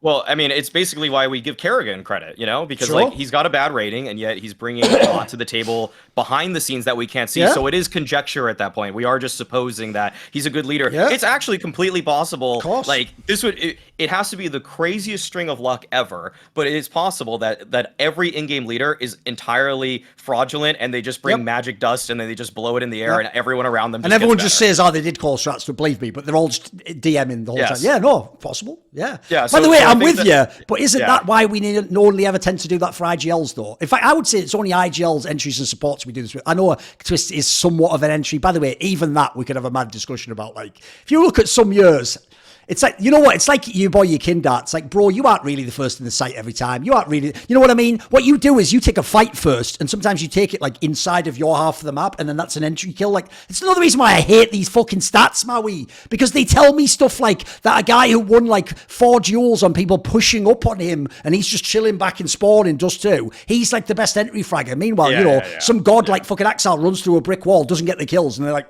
look at this asshole, like, it's why it's so wonky, So I don't know. I would just say it's your point. I just disagree. I don't tend to use stars in that way. Like, for example, I don't give a flying fuck what Nico and Simple did to their teammates and what they did. I'm just judging what I saw on the screen. And what I think even makes those truly great players amazing is they almost do look like you can just drop them into a team with 4 randoms and they just shoot the same people, right? It's not going to be as easy. That's why 2016 Nico happened. That's why old flips. Yeah, it's not going to be as easy, but they sort of can do what they do. I mean, that is kind of why, though, like, use a basketball reference, is why people actually credit LeBron for, bringing 4 janitors to the finals. I'll never understand that argument. One day I'll have to get someone. Maybe it'll be Lopez because he loves LeBron. Yeah, I know. The problem is, I don't think he would be willing to do the discussion. The reason why is this. Because what I've never understood about the LeBron one goes like this. He's the greatest passer and playmaker of all time, but somehow all his teams are bums, and even when they're all-stars, and even when they're like shooting like fucking 20 points a game, they're a bum suddenly and terrible. And it's like, you're making the simple argument, but then you're also making the arrogant argument simultaneously, homie. Like, what? That's what everyone does with LeBron. I'll never get it, mate, because the joke is, the actual logic applies to LeBron by that logic. By that logic, LeBron takes amazing all-stars and tanks them all when he gets to the final. They just don't believe in him anymore. Doesn't pass the ball properly to him. Maybe he's shot. Maybe he's toxic. Who knows, right? I've never understood it, mate. It's why this Lakers run is so bad for LeBron fans, because it's like he just took out a pocket list of, what's your short list of everyone you wanted in the last 10 years? He got every single one, and then every fan just goes, he fucking sucks too. Anthony Davis, shit. Carmelo, shit. Westbrook, shit. And the joke is, if they went and joined Kevin Durant tomorrow and won, you'd go, you had bloody Westbrook and get Melo. It's just a tangent. But it's why I do think that's the most famous example in the modern day where they make that argument. All I'll just throw in as well, if we are doing the NBA analogy, bro, do you know how toxic fucking Michael Jordan and Kobe Bryant were? Oh, The joke is on that list, Magic should be number one easy. Magic Johnson and Bill Russell would be the number one greatest basketball if we take in toxicity, right? Kobe Bryant has a story at the end of his career when he was shit, where they just lost a game and he just came in the locker room and told everyone, "You're going to learn what it's like to play with Kobe Bryant. And next game, I touch the ball every single time down the floor." Jack Jordan, you saw it in his own documentary that he got Final Cut on. He was having motherfuckers include stuff like just turn into a teammate before a game, like, "Hey, try not to play like complete dog shit or beat the shit out of you in real life." Like, and then everyone goes, "Goat." Like, bros, there are so many toxic players in these sports. Unfortunately, I'd even say to be the greatest. I mean, it's why people think being an alpha male's toxic masculinity, isn't it? Because there are elements of it that can certainly veer into it if you go too hard, right? Just an aside for the fans on that point. Is there another point after this? I looked at some individual tournaments and like just to see. Yeah, I also did a lot of that. That's cool. Yeah, so like how some MVPs maybe like more of a 50-50 or anything like that, if possible. But I just kind of glanced at this right before we started this. It was basically just like Dallas EliGE won the MVP. This is 2019. Yeah, 2019 DreamHack Dallas. Yep. This was EliGE's, but Twistzz was right behind him. And then the thing is that the reason EliGE seemingly got this MVP was because he had this crazy performance against Furia in a game that was they just shit stomped Furia, and then EliGE got a 1.49 rating or so in that match. And yet in the quarterfinals and grand finals, Twistzz outperformed him. So that was kind of an MVP medal to me that I was like, well, if you really want to do that, then you could probably have given this one to Twistzz, and then the MVP medals would side with Twistzz. But then I also looked at some of the other ones, and like IEM Chicago, pretty convincingly, in terms of just rating, was better for EliGE. In terms of ESL Pro League Season 9, convincingly won by EliGE. Yeah, it's all good. In terms of rating. Yeah. And I think I already went over one where it was like Twistzz won it, but like EliGE was right there also. For I think that was Sydney. I think it was Sydney that was like. Yes, Twistzz was like 6th ranked and EliGE was 10th, but the difference was 1.25 rating to 1.23. Yeah, and so that's also one where you could just say that's a wash. That's also a wash. Okay. Like could be either of them. So I'd say like if you were to just take HLTV MVP medals, then they're pretty similar, but I'd say two are decidedly in favor of EliGE. So I'd say like it's more which ones are the ones that are decided in his favor? ESL Pro League Season 9 and Chicago, and this is just right. rating. Yes, I see this what is just mean. looking at. Yeah, of course. It was just yeah. So, I mean, I will say on that one, you did give, because of the rating, the MVP to EliGE, right, for Chicago. Yes, yeah, I didn't look at the. Yeah. Because all I'm saying about that is like, all I'm saying about that one is, I understand why if someone's like 4th and then they're 1st, you can be like, well, couldn't he have won? Guys, I don't worship the rating, but if you guys bring up the rating and then someone has a 1.41 fucking tournament, you can't then tell me someone else is the fucking MVP. Do you know what I mean? Right. That's where it's just convincing. Like I'm saying, in this MVP medal discussion, it is convincingly EliGE's for two of them. Yeah. Twistzz has one that's convincingly his, which is the New York loss, where they lost to, what was that? They lost to Navi, or Mouse. No, they lost to Mouse Sports. Yeah, they lost to Mouse Sports there, and then you have one online medal for EliGE, and then you have one medal for EliGE and one medal for Twistzz, which I say, based off of only rating, are pretty 50-50 for me, and I would just negate them. I would just take them out of this discussion, unless you want to look back at those games very specifically. By the way, since we were just having this discussion where you took like specific like matches, like you mentioned, because by the way, Maui isn't trying to trap me here. That's just what he looked up and he found that for Twistzz and he found some things for EliGE. He's not intentionally omitting data, so this isn't a court, remember, right? But if he's going to do that, what's good for the goose is good for the gander, as we say in England. So if you can do that, I can do this. You know, I said how for pure rating and where you're ranked, the major very little counts as a tournament for Twistzz, the PGL Antwerp major, because of where he was ranked. It's even worse if you look up his actual matches he played, mate. Like in the tournament, as far as I can tell, it looks like he played, I think it was 15 maps. And on the 15 maps, only 3 times did he even get like 20 kills. He was like a positive differential. Let's have a look. I think it's 5 times out of 15. And then in the final, he's -1, like I said. So You know what I mean? If we're going to do that, we could do that all day. The problem with that as well is that is like a 7-hour video where we go in all the series and stuff. But okay, you made your point. I see your point and see why you argued it that way. Is there another key point after? I think you could start taking some of them. All right, yeah. What I'll do is I'll do some of my points. I'll probably save some of it for a video because first of all, it's been very long anyway. And I'll just try and supplement other things I think or things I have separately. And I'll do a little summary at the end. So what I'll do is, but on each point, we'll go back and forth like this and you'll have a chance to answer and say what you think. So first of all, the quick version goes like this.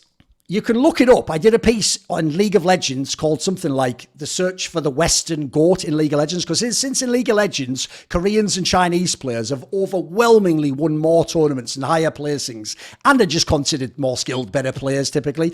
The debate becomes, just like we're not doing where these guys are in the overall rankings, it's NA1 and they're NA goats. I wanted to rank, is Perks better than Doublelift, better than Reckless, better than fucking whoever, Caps, Frog and Yank. If you know the names of League of Legends, you know what I mean. I did that. So to do that, one thing I think you have to do, to be fair, is you don't start like someone might in this discussion and go, well, I think this player's better, so I'm going to look for all the info that confirms my bias. What I did was I sat down and I thought, if I was judging players, like I said before, you notice how when I have a point, I don't just have like, I value this metric. It ties into my philosophy in CS. You know, so for example, I don't care that much if you're toxic, right? I care if you're mega at the game. I don't care that much if you GM shit. I care if you can frag out in bad situations and look better than a guy in good situations who didn't look as good.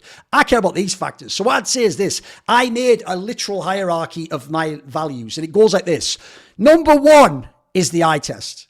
Number 1. Like what I saw when you played the game, how good it looked, like whether things made sense, how you did it. That is a big deal. Now that in itself is attenuated obviously by things like eye test can't just be playing at tier 3 obviously against fucking nobodies. Like you say about the Fury example, you can't just beat the shit out of the not as good team when the other guy did, you know, like a 3/4 good performance, but he was against, as you say, like Astralis 2019. That would be a much better performance. I'm with you on that. But to me, eye test is not only the top, it is God. Like, I'll tell you right now, that's why I can immediately, I wouldn't, because I'd be fair, like I said, but that's why I can out of hand, I could always dismiss Stewie as the any goat. The eye test never fucking checks out. The joke is we don't have to go Stewie. Naf beat the shit out of Stewie in an eye test, my dude. All day long. What are you talking about? In every regard. He looked way better. So eye test number 1. Then there's general individual level of play, which is things like how you played game to game to game to game, which is included within that is stuff like your peak. Because I'll say this way, here's my slogan when it comes to ranking players. Your play is your play, and it's who you are. The rest is just framing or figuring out which hierarchy of values you have. Like at the end of the day, we both saw the same game and the same player, but if you have a certain value that's higher on your hierarchy, then you will think a certain player is slightly better than I do, or I'll think a certain player is certain worse. I'll give you the example. It's a really controversial one. People are going to get so fucking hurt. You know old Dirk Nowitzki, old spin backwards, jump off one leg and shoot a really high arc and shot Dirk Nowitzki. You know when he won that one ring?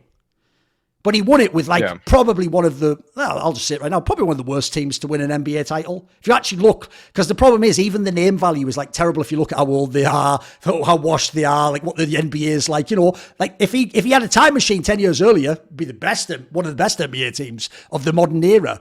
But the real problem I have with him winning that is, look, individually, I give Dirk crazy numbers for that because he sort of did it as a one-man army. He was just a fucking samurai out there against a super team. He went against 3 all-stars who everyone was trying to get as their number 1 option, by the way, or number 2 option. The joke with Chris Bosh is, he was like, it's like Megas and Dupree. It's like, bro, if either of you get to choose to be the 3rd best player, this is unfair.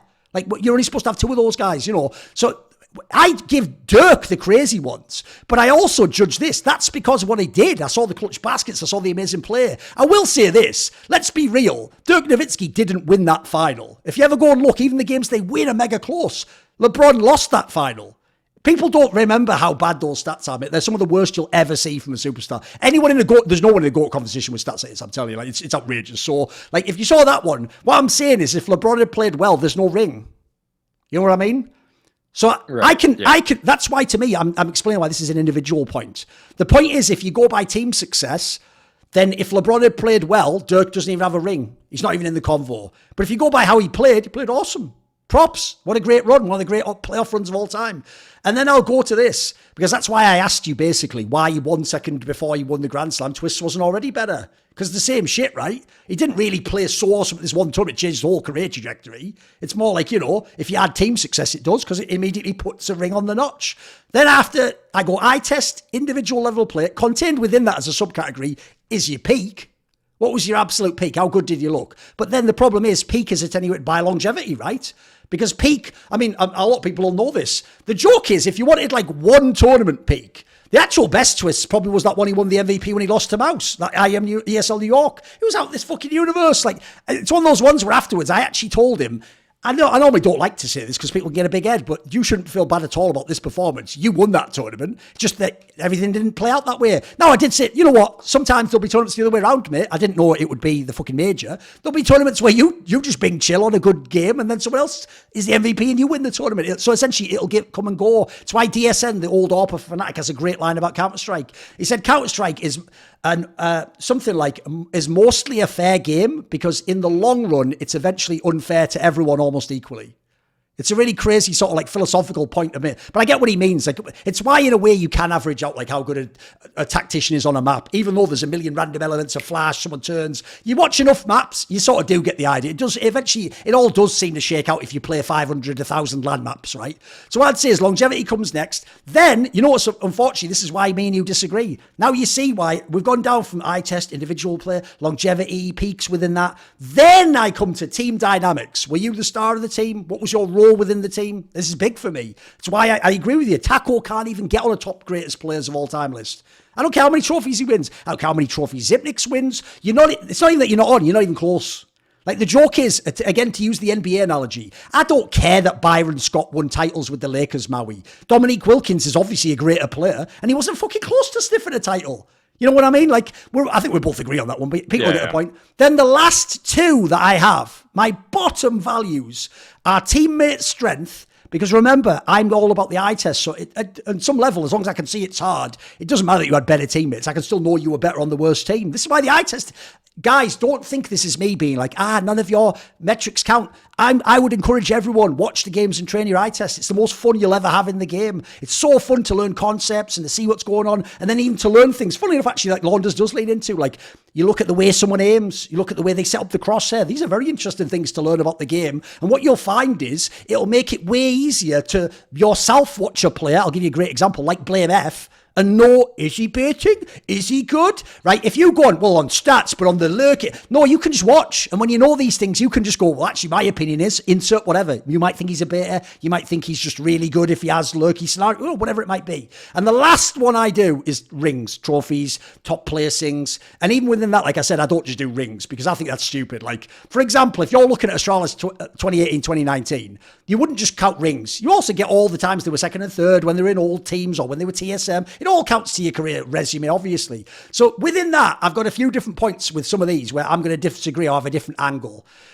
So when it comes to the angle on like using stats and how you placed and how you played, etc., right? Here's one thing that's crazy.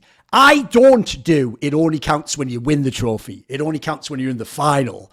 But most people would say if you're starting to reduce something down to make a point, the best tournaments ever are the majors. They're the most important majors. We agree on that, right? Yeah, for sure. Right, their stats are very comparable at the majors. Even though EliGE played 11 and Twistzz only played 7, and Twistzz played a lot of his with his absolute best teams, and EliGE played some when he was in the bad Team Liquids and the bad... They almost have the same stats at the biggest tournaments ever. Yeah. I would say that's a slight edge to EliGE. Well, because he's done it in more? Or like... He has almost the same stats, Or wait, should I say the same thing again? Well, like, if they have the same stats at a major, then why would this go to anybody? Shouldn't this be an equal point then? Or what do you mean? They might cut out there, right? They don't just have the same stats, Maui. That's headline. Paragraph 1 is EliGE played 11 heats. Okay, right? So he played... Yeah. Yes. He played like more than half more. Right. Okay. And despite playing half more, same stats. And the more were on the worst teams he played on. If you get Twistzz to a major on TSM, those numbers are going down, mate. Am I wrong?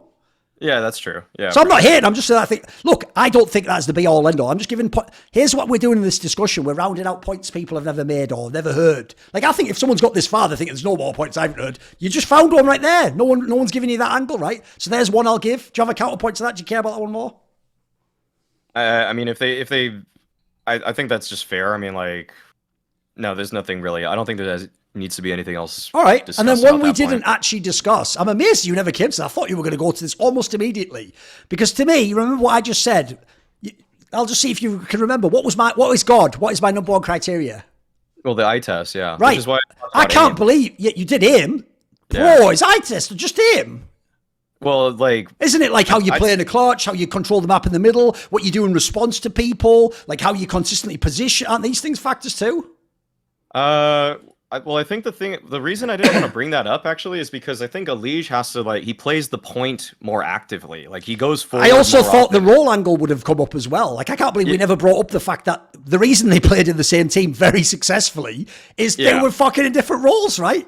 Yeah, they play very compatible roles. They don't overlap that much. So that's why I felt like it was kind of hard because, I mean, I looked at the numbers and like Twistzz had more clutches in a lot of different, like on less maps, but it's like I wasn't going to use that against EliGE because I don't honestly think that EliGE has as many opportunities because he's fighting earlier in rounds. I value entry fraggers. I value space takers a lot. So like that was kind of more like a moot point for me. Like, yeah, I could use it. Yeah, sure. I mean, like, you know, if I use it with conviction, like, yes, it's a point, but I also know the drawbacks of that point before I even say it, which is why I'm not going to just take low-hanging fruit. Oh, fair enough. Because I know how I would counter that. So yeah. No, that's also another thing, though. I would say is like that's why they were also able to play in the same team, guys, because they had different roles. And as you say, the best thing was there was no overlap. By the way, maybe I'll say this at the end. Fuck it, I'll just say it now because it's only a quick point. That's why the dumbest thing about this discussion is if these two, first of all, realistically, they are number one, number two anyway. And luckily, people like the other names on the list, if they're naff, they just weren't as good. And if the other ones didn't play around and there's no one else comparable. The joke is, these two should have made it so that for all of history, no one else could ever even be in the convo if they'd have done it right together. I told these motherfuckers, Maui, in 2017, think how far ahead I was. I said literally, they could, maybe only Twistzz would remember, I don't know. I said literally, that guy there, EliGE, you have to find a way to play with him forever. If you two stay together forever, this is some Kobe Shaq shit for NA, and you will just stack unlimited rings tight. I said, look, at the time, I didn't know they'd get to the 2019 level, but it was possible, you know. I was like, it's just so obvious. Like, I even said, look, I'm not hating. NAF isn't, I didn't say NAF. I didn't add fucking Nitro. I didn't add anyone else, mate. But if you two... Because I think the dumbest thing they did... Look, Twistzz ended up getting out of it. I think he finagled it. I think he finessed that bit. I don't think he actually knew he was going to phase. It was going to be great. I think he locked out on that one. I think that went great. All I'll say is go look at everyone's take at the end of 2021 when Rops was joining. No one said they'd be the best and win everything and win a Grand Slam and a major. So it wasn't as obvious back then. People have overblown that one in hindsight. But I do think actually in that scenario, yeah, that makes sense to me. Right, what about... Let me think. Right, so here's one as well. So we did that one. Then on the angle of, like I've already said why I think for longevity, EliGE wins that one. Oh, peak. That was it. We didn't do peak. That was it. Okay. So are you taking last year's Twistzz peak? Is that what you'd choose? I don't know. I think this year is his peak now. Like what he's doing in this year. It's not a whole year though, is it? That's the problem. Yeah, it's only a few tournaments so 3 far. lands or whatever, isn't it? So if we kind of just like, how about this? We took last 12 months. If we have to use a whole calendar year, I would say that. I mean, last 12 months will be pretty good from now to like essentially like almost Katowice to Katowice, right? Yeah, well, I mean until Pro League. Pro League to Pro League. There you go. I would say Twistzz had like 2 peaks. One was when he had the Grand Slam run with Liquid, where EliGE was, I would say, decidedly a better player than him at that point. And then I would say that, but what's good for Twistzz is he's having the second peak now. And I think EliGE only had that one. Okay. Wait a minute. So EliGE only had 1 year where he did a peak.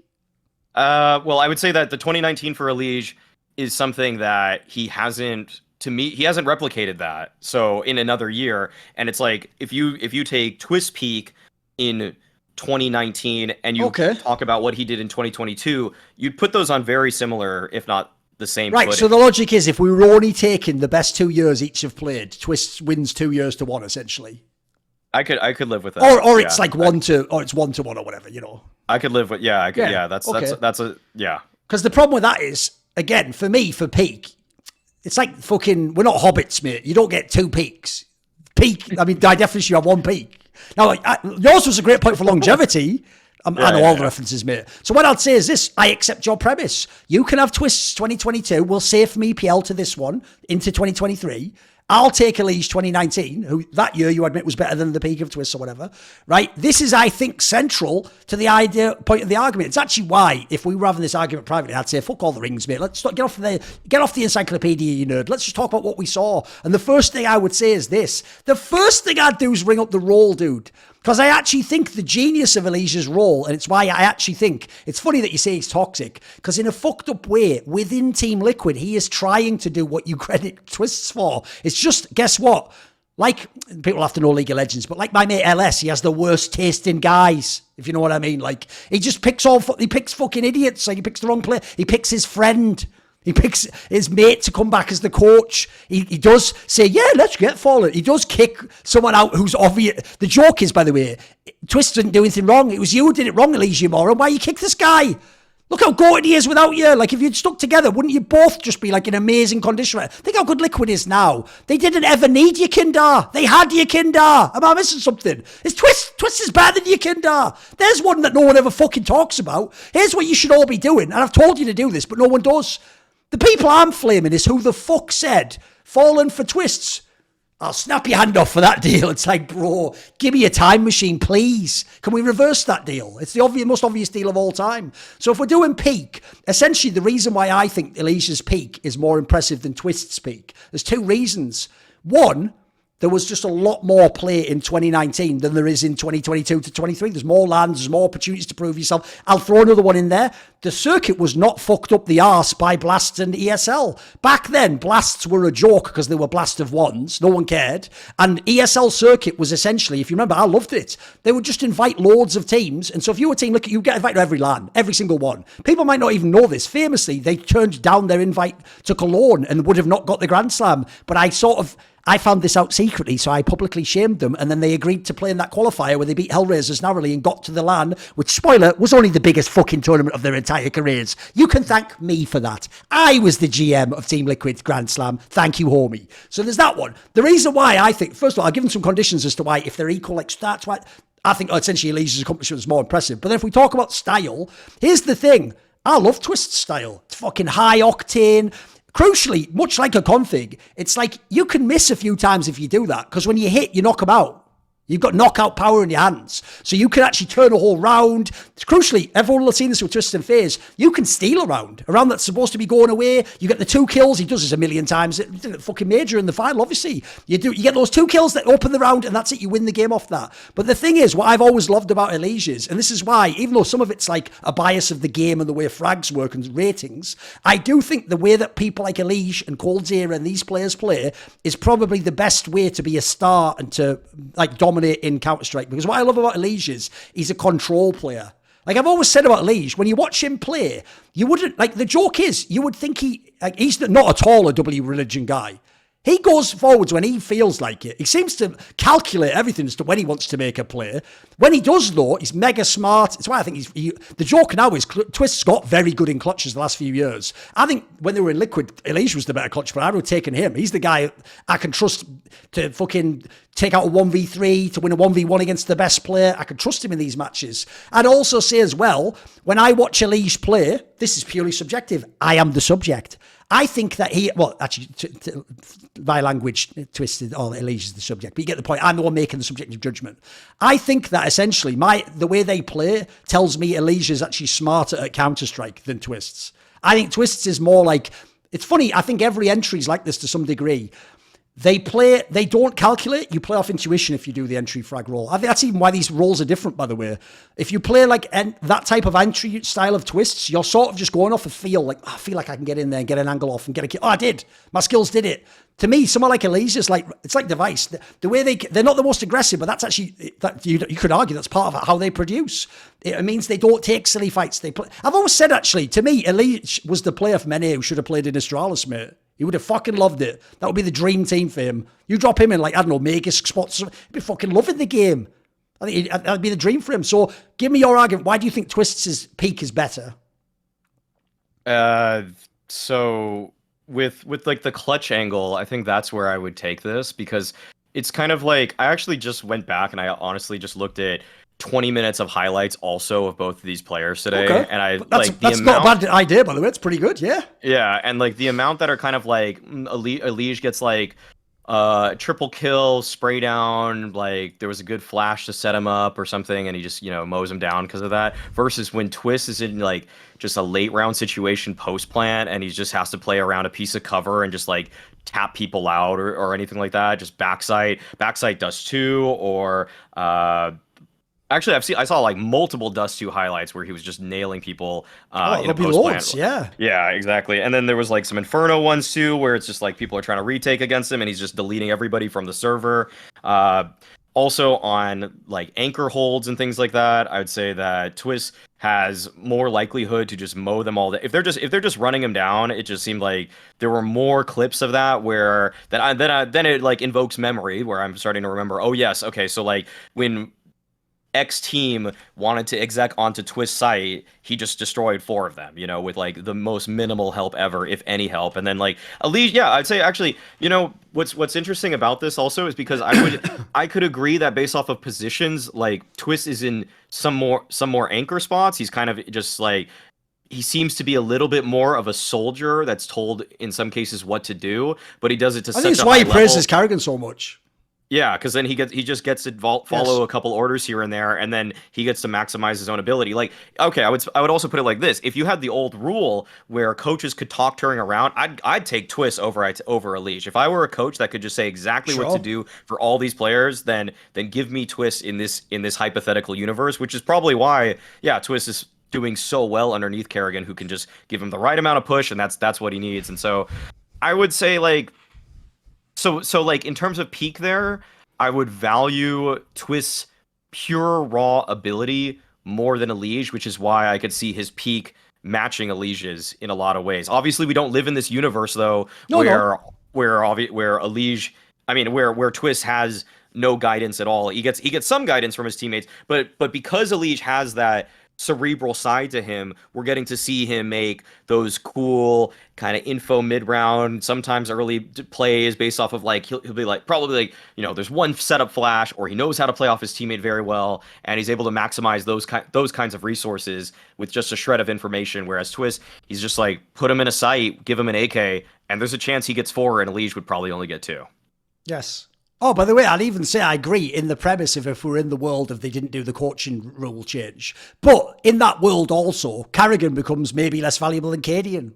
Cadian's now a fragging op, and you just have to call the tactics, Yeah, true. So there's 2 angles to that one. What I would say is, again, you didn't fall into my trap. This is not Yu-Gi-Oh! And there is no Exodia to be built. All I'll say is this. You said the name, and you even said what he does. So when you're in Twistz's peak, and this will be about the peak and then we'll expand it because it's the same point. So for Twistz's peak, he did only have checks notes. It might maybe the best individual in-game leader of all time. I didn't say most decorated. Just I think the best. Like if I had to make a team tomorrow and I'm picking a one on any time, I'm dropping Karrigan in there. I don't know what Glenn would do. I can't tell you. I have the craziest sample size ever for Karrigan. I just do. So he not only had that guy, but that guy also is amazing at mid-rounds. You know what? If I'm an entry, God, please give me a good mid-round caller. Please give me the guy who actually tells me I'm not running into a brick wall because I'm on Team Liquid and me Kindar and I think I'm writing the book of Counter-Strike. Please just have a guy tell me when to go in. Tell me when, tell you what, right, we're going to pinch on fucking short. There's 3 were there. Just rush in now, Russell. I'd love that, dude. That's my dream. I don't want to have to figure that out myself. That's hard, right? He had Karrigan for his peak. Shh, rewind. EliGE had a Dren. A Nitro call-in. It's comparable. It's at least a convo, right? Yeah, of course. In a hypothetical of our world, the real world we do live in, that's a little bit of a stylistic point to EliGE. He did his peak with Nitro and Adren. Yeah, okay, so yeah, he's making more of his I own assume decisions. so. Again, we're all inferring, we're all speculating on this shit, obviously. We're in the fucking weeds here, bit.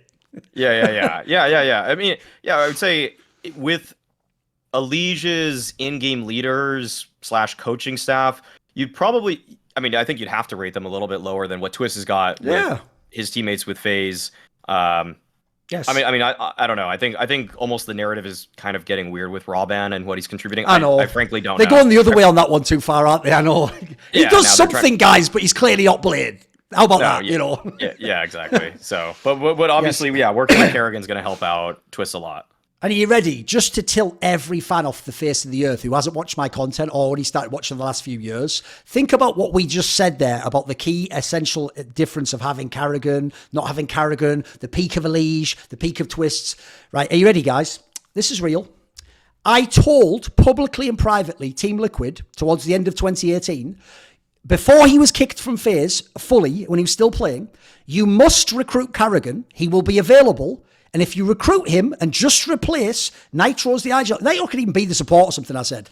I'm telling you right now, you will be the new powerhouse in Counter-Strike. Now, obviously, they think, who cares? We had the 2019, we won the Grand Slam. Bro, think about EliGE, NAF, and fucking Twistzz with Kerrigan leading them. All I'm going to say is, whoever decided, this Thorin guy knows nothing. Well, you know what, homie? Go ahead and recruit Fallen. Why don't you fucking... What the fuck? That just kills me inside, bro. That's the biggest what if ever for NA there. Because remember, everyone's going to go, but what are you talking about? FaZe is great now. He went to Mouse Sports. If you know anything about money, status, that's a worse offer. A lot of people, I think, you know what, I can't speak for him. I think Kerrigan takes that Team Liquid offer. If he goes, I can get the second. Mate, imagine seeing Astralis win everything and you go, I could have the second best team in the world, but I'm the IGL. That's where you just go, all right, Glaive. In the movie, that's the fucking sick Act 3. Like, all right, Glaive, time we fight. That is Yu-Gi-Oh! That's like, let's see what the heart of the cards are, motherfucker. You know what I mean? Like, that's when it's game on. So that'll already tilt people. But then we'll go to another one. Since we're bringing up the Kerrigan angle, that's no minor issue for your career because we're both agreeing that basically most of the best period of the absolute peak of Twistzz is with Kerrigan. Nitro never had anything approaching a Kerrigan. No, EliGE didn't. He had Nitro. That's it. There's no one else, by the way. There's no other great IGL. And I don't even think Nitro's a great IGL. I think he's just a very good IGL. I have a lot of respect for him, but I also think, here's the difference. I low-key think Nitro deserves a lot of the results they got, but in the sense that they didn't win, if you know what I mean. Like, there's a lot of great semis and fight. People like Kerrigan and Glaive, there's a reason why they have massive trophies and the super winners and they can go to the absolute top. And then I'll also say this. I'll give you a point for you as well, which is since I counted, like, look, I didn't count that period. But obviously...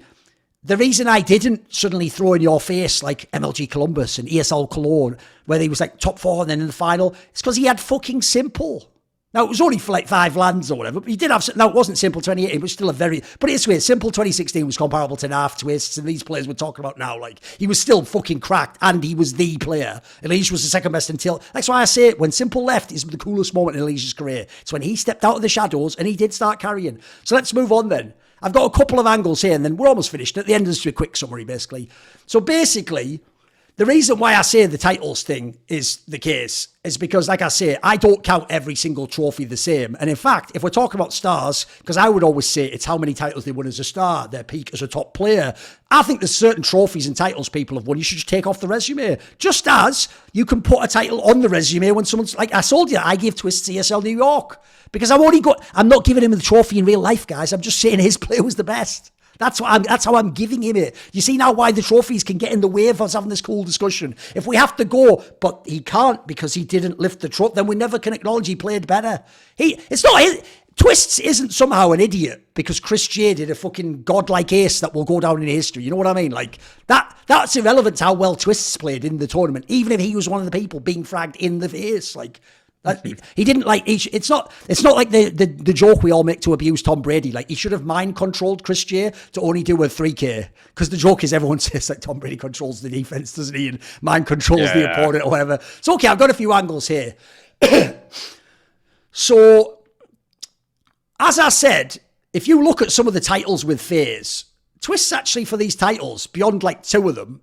Beyond 2 of them, isn't close to the best player, or he isn't clearly the best player, or there was even someone who was considered the best player there. I will just say, if we then go and look at EliGE though, there's a lot of tournaments with big placings, maybe not wins, some of them might be seconds or top 4. There's a lot where EliGE is the best player. And I'll just put it this way. So basically, I wouldn't, like I said, look, it's still relevant to their whole career. I wouldn't actually throw in your face ESL One Cologne 2016 final, which everyone remembers. Here's the sad thing about that tournament. They only remember two things, Maui. The final was shit because SK dominated them. It was Team Liquid, for fuck's sake. You think in 2016 they don't choke? They took the whole length to the shaft and the balls at that point, motherfuckers. The joke is, at least at the end, they were just a tip, like, get it out. Like, they were trying at the end. This is where they just fall. In this final, if no one's ever seen it, like, it's like watching, like, fucking, like, put some G.I. Joes in a blender and put Team Liquid on the G.I. Joes. Like, they don't do anything. They get more. But the other thing people remember is the simple 1v2. You know what no one remembers? For that tournament, you can go look this up, EliGE was the 13th rated player with a 1.15 rating. Guys, that's better than when Twistzz won his major. He's 1.06 or something. I'm just saying there's angles to this. It's not as simple as did you win. Play is another factor. Yeah. I mean, it's a good point that obviously, like, I mean, also, I remember in that Cologne final, like, it was actually simple that didn't do anything. Kind of shit the bed. Yeah, I was looking at his resume not long ago, and then just that reminded me, like, it's the classic one, this is one of those marks on his resume. It's the black mark on the resume, I agree. And then also, similarly, if you go down, the other tournament that year, which is why I say this period, I think, has to be counted. Like, in the same way as you're giving this part of the year to Twistzz, I have to give that part of the year to EliGE, because everyone forgets ESL New York 2016. It was where it had that weird format with, like, a scuffed Swiss, because they only had, like, 8 teams, and they were actually... Are you ready? You won't believe this about ESL guys. They don't think things through. So they ran a Swiss where it didn't make sense because you could play the same team twice because there wasn't enough teams.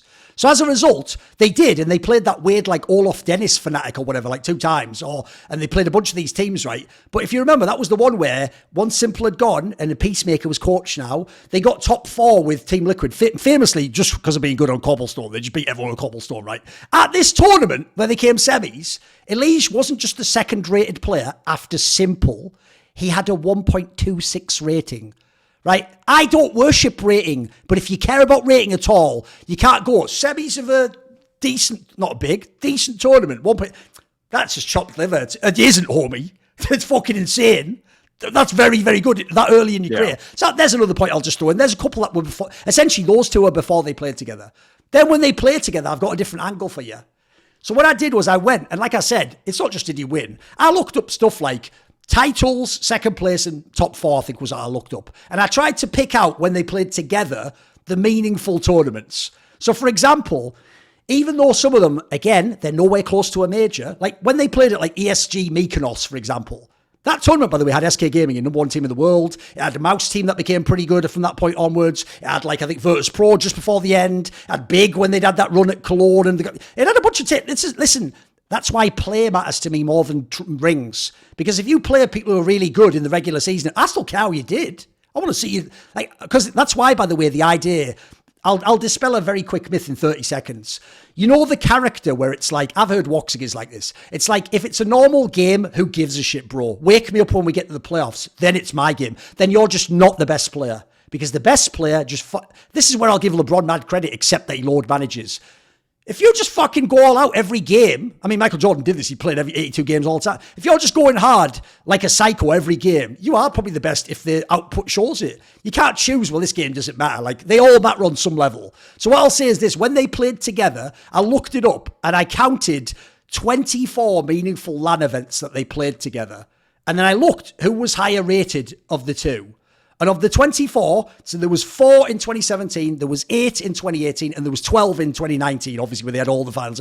Right? Of them, EliGE was the highest rated in 16 of the 24, which is 2/3. Now, I can break it down. 2017, it's a split. 2018, it's a split.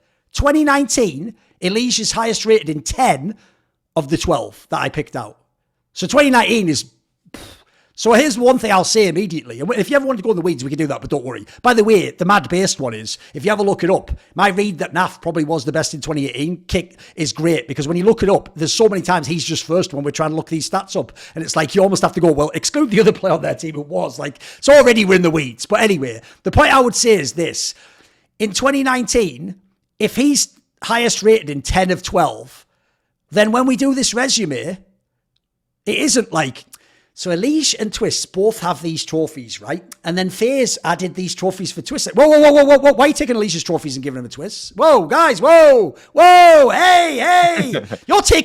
You mean if Electronic joins FaZe next year, they win the Grand Slam and a major, he's better than Simple because he doesn't get all Simple's trophies, mate. Electronic gets to be Scottie Pippen. You gave the analogy earlier. Electronic can be Scott, or he can be Dwayne Wade, or pick this a really good Kevin McHale. It doesn't have to be, because the problem with Scottie Pippen, he wasn't really like even close to second best. You could pick one where it's a 1A, 1B, or the second best is really good. Like I think the 2019 one, people are unfairly giving all that to Twistzz. This is why ring shouting doesn't count. Spoiler: how the fuck does Stewie get credit for all the Grand Slam? You know what I mean? You know when people go, EliGE has never won a major. Stewie's won a major and a Grand Slam. No. EliGE has won a Grand Slam and Stewie's was on a team that won a major. That sentence hits hella different. Notice how much closer that is, guys. I'm not being shitty here, to reality. Which one of them gave you a better review of their careers? My sentence or the sentence like Stewie 2 years better, he won a Grand Slam and a major? I'll leave that to the jury to decide. You can decide that for yourself. So I think that one's a banger. That's why I also think like all years aren't created equal. So I'll give you my summary, and if you want, you can give me a response to each point. If you don't have a point, don't worry, and then we're done. Essentially, I think EliGE was better for longer. Like if I look at the number of years, I could be an arsehole and go, well, it's who was number one in that year. This is why, if you notice, I hate gimmicks and sophistry, mate. I hate it with my heart, Maui. Like I hate the idea, if you're number one and I'm number two, that I only get those trophies. Like, if we're talking about the start, I'd say EliGE won more than Twistzz in Team Liquid. But it's just was second for some of them, or he was first for the odd one. So it's like, it's why like you say, a point differential would make more sense. If it was like, you graded EliGE like a 9 out of 10 for the ones he carried, and then Twistzz gets to be a 7 or an 8, you'd get a much fairer concept over their whole careers, how good they are. So along those lines, I won't be shitty and say it's 5 years for EliGE and then 2.3 for Twistzz. I'll just say, let's eliminate when they were both really fucking banging out of control good. And it was roughly like 3 years to 2.3, EliGE 3, Twistzz 2.3 for longevity. So as a result, that's why if you notice, I said that comment in my tweet, where even though I think EliGE is better, I was like, let's see if Twistzz keep fragging out, and I implied he's winning, obviously. Let's see at the end of CS GO in like 3 months, because then it'll be about, it could be 2.5 to 3, and then it won't matter as much, you know what I mean? So there's what, do you have any counter to that? Any comment? Well, yeah. I mean, the comment is just that it really, I mean, it does depend. I mean, I think that this discussion is actually close enough right now that you've convinced me of a couple things already I probably would have had like, let's say like 5 more percentage points leaning towards Twistzz, and I think that's kind of like evened out a little bit more now. And I'd say that with how this game ends though, in the next till CS2 comes out, I think that Twistzz could make this case more solid in my eyes, although I see a lot of the points that could make this a much closer than I initially came into this discussion with. I'll also say as well, the reason why I didn't just say you can't even hypothesize your projection is not only is Twistzz on a better team, but Twistzz is playing better CS right now. Like, EliGE doesn't look like he's going to turn the switch on tomorrow and become EliGE from 2019, so I'm not even arguing that angle. So basically, EliGE is like Guardian. He has to sit out the rest of the game and just hope that everyone else doesn't win the titles. That mean they get to overtake him. Yeah, he's like Kobe and fucking Michael. They can't play anymore. If LeBron keeps winning, they're shit out of luck. They just have to see how it ends. So what I would also say then is this. This was a secondary point I had to the peak, which I wanted to throw in there. Not only in terms of the HLTV rating, which I don't go off, but in terms of like, if you actually look who was the best, where do you have it? In their peak years, EliGE was closer to best player in the world than Twistzz was in his. Thoughts? That's, well, you're talking mostly about like 2019, then, right? Yeah. Yeah, I mean, and Twistzz like, 2022 to 23? Yeah. Well, yeah, that's true. I mean, like, your peak angle is like one that is like, pretty much, it's pretty hard to argue for Twistzz right now until this game ends, and then you could say that the end of CSGO, Twistzz had the higher peak, depending on how this year ends. Yeah. And unlike other people, I was fair enough early in the convo to point out, if we actually start making it a role thing, so as a result, by the way, EliGE and Twistzz would never be compared. In fact, the joke is we can have them both as the GOAT, you idiots. We can just put them both in the positions and make the all starting 5, can't we? And it's all like the fucking Team Liquid GM should have done with Carrigan at the other spot. Yeah, anyway, you get the point. Because the reason I bring that up is, I also would say on your half, the obvious thing you could say is, if you wanted to play 2 roles, it's why I say Fur can't ever do it. It's actually harder to be MVP from the third/Twistzz role in theory than it is from the Cold Era, like EliGE one. By the way, Cold Era and EliGE aren't direct analogs. I'm just giving it as a contrast to the other player who's more aggressive. I'm essentially using a famously aggressive entry style player with more of like a mid-round control follow-up type player. So I would say in that regard that, yeah, it's actually in theory also easier to do padding your numbers in production if you are EliGE. It just is, you know. Yeah, I mean, That's a point for your side, by the way. Right. And the thing that I would just to remark on for my own criteria, the way I see it, is that I don't really consider peak as much as you do, and I do favor longevity a little bit more than you do, which is kind of why, like, in a GOAT discussion, like, I wouldn't. Even I don't think peak's the decider, by the way. Okay. For me, it's more like this. Yeah. The reason I include peak is because otherwise people do that trick of like top 20 is an elite player. So, you came 19th like 5 times. You are better than the guy who was third twice that you aren't. You know, the peak does matter. Like, we also need to know, remember, we wouldn't, like you say with points, you don't each just get 1 point for a top 20. You know, like as you said before, it's a great way to say it. Yeah. Yes. It's why, even though I think Hakeem might be my favorite all time, it's not like I would put him in top. That's a great analogy. If people don't know, the peak is better than half the players that are in the fucking GOAT discussion. If people don't know, because he was a two-way player. Yeah. Right. What I'd say is this. I probably should have made more of this earlier because it's a mad subjective one, but that's the whole point. Spoiler, by the way. If anyone goes, you're biased and subjective, what do you think this conversation is? If we weren't being, then all we'd do is just show 2 numbers and whichever one's higher wins, right? So the whole point was to be biased, guys. We're actually reveling in it if you haven't noticed. We're loving the fact we're biased. So what I'd say is, this is a judgment about the roles. I said it earlier. I just think as a result, though, if they're both at their peak, that EliGE is the more important player of the two. That's why if you look at their peaks, Twistzz relies on also having a great IGL or other great players or whatever, because the other thing about entry is you can't 1v9 from that position, in my opinion. It's very, very, very hard to do. Whereas, like, look, I'm not saying EliGE does 1v9, but he can sort of like, famously, he can post numbers in a game where it goes bad. He can sort of, to me, the reason why it's also unfair when you come to ratings and stuff for the Cold Eras of the world and the EliGE is they can like manage their way out of a bad game where they don't have to look bad. If you're the aggressive player, you have to look bad to win the game. You get my premise? Yeah. But I think that as a result, it makes you more important. It's the same reason with the fucking NFL, mate. Like, obviously the quarterback in theory is the most important, but there could be a player on the team who's better than the quarterback. We all know that, you know? Right, what about this then? Here's another one. I actually also think when we did the mechanics one, we missed one detail, which I would say, which is, I agree, for first bullet, easily it's Twistzz. Not that EliGE has a bad one. It's just Twistzz is for an NA player. Here's another take, by the way, because everyone's going to think I'm a Twistzz hater. Go on my Twitter and do a Twitter search for Twistzz. I think I said in something mental, mate, like maybe even I think it was in 2018, or maybe it might even have been 2017. I think I said something like Twistzz is the best mechanical player to ever play Counter-Strike from North America. Because to me, again, if you either have the eye test or you don't, mate, you can just see that when you see him play. I don't need to see him lift a trophy or see a stat to tell me he's insane. I've never seen a player with that kind of aim. It was unbelievable. It's why I always say about config even when he isn't good, to sort of stress to fans, like, he should be about 10 times better, mate. So what I would say is this. I think in a game, though, the problem is, if I had to define them like I did there, it's like, early accuracy in the bursts and the taps versus spraying. It's peaking and aggressive entry versus a control the map mid-round style. The problem is I think the latter two were more consistent. Spray's more consistent. Control's more consistent. You disagree? Yeah. I mean, I think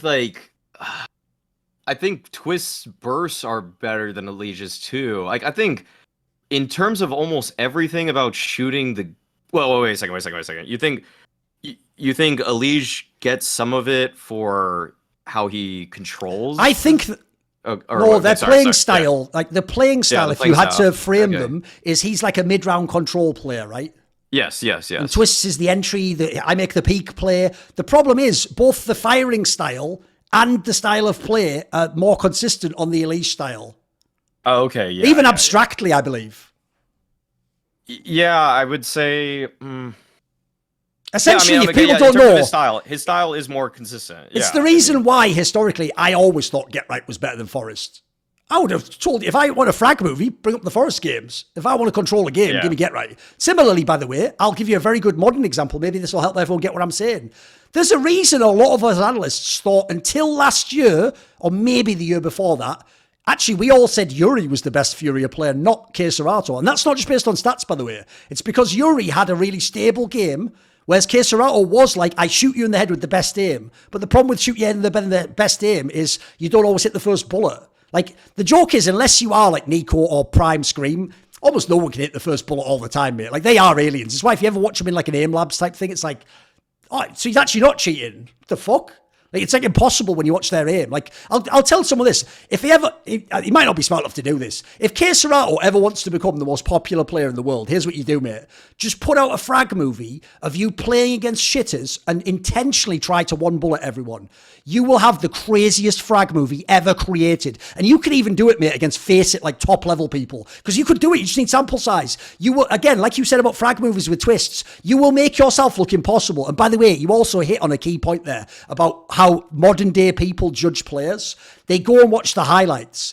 Well, I've always said this. People like Allen Iverson become 3 times better when you watch the highlights because you don't see that he shot 40%. You don't see the 60% where he does the same hero 3, misses, chocks it completely, hits the side of the net. You don't see all the games he misses the open man, goes from shit fucking lit up and miss it. You don't put the lowlights in. By definition, it's highlights. So I'm not against you on that one. I just think, look, it's it's not even a moot point. It's a smaller point is all.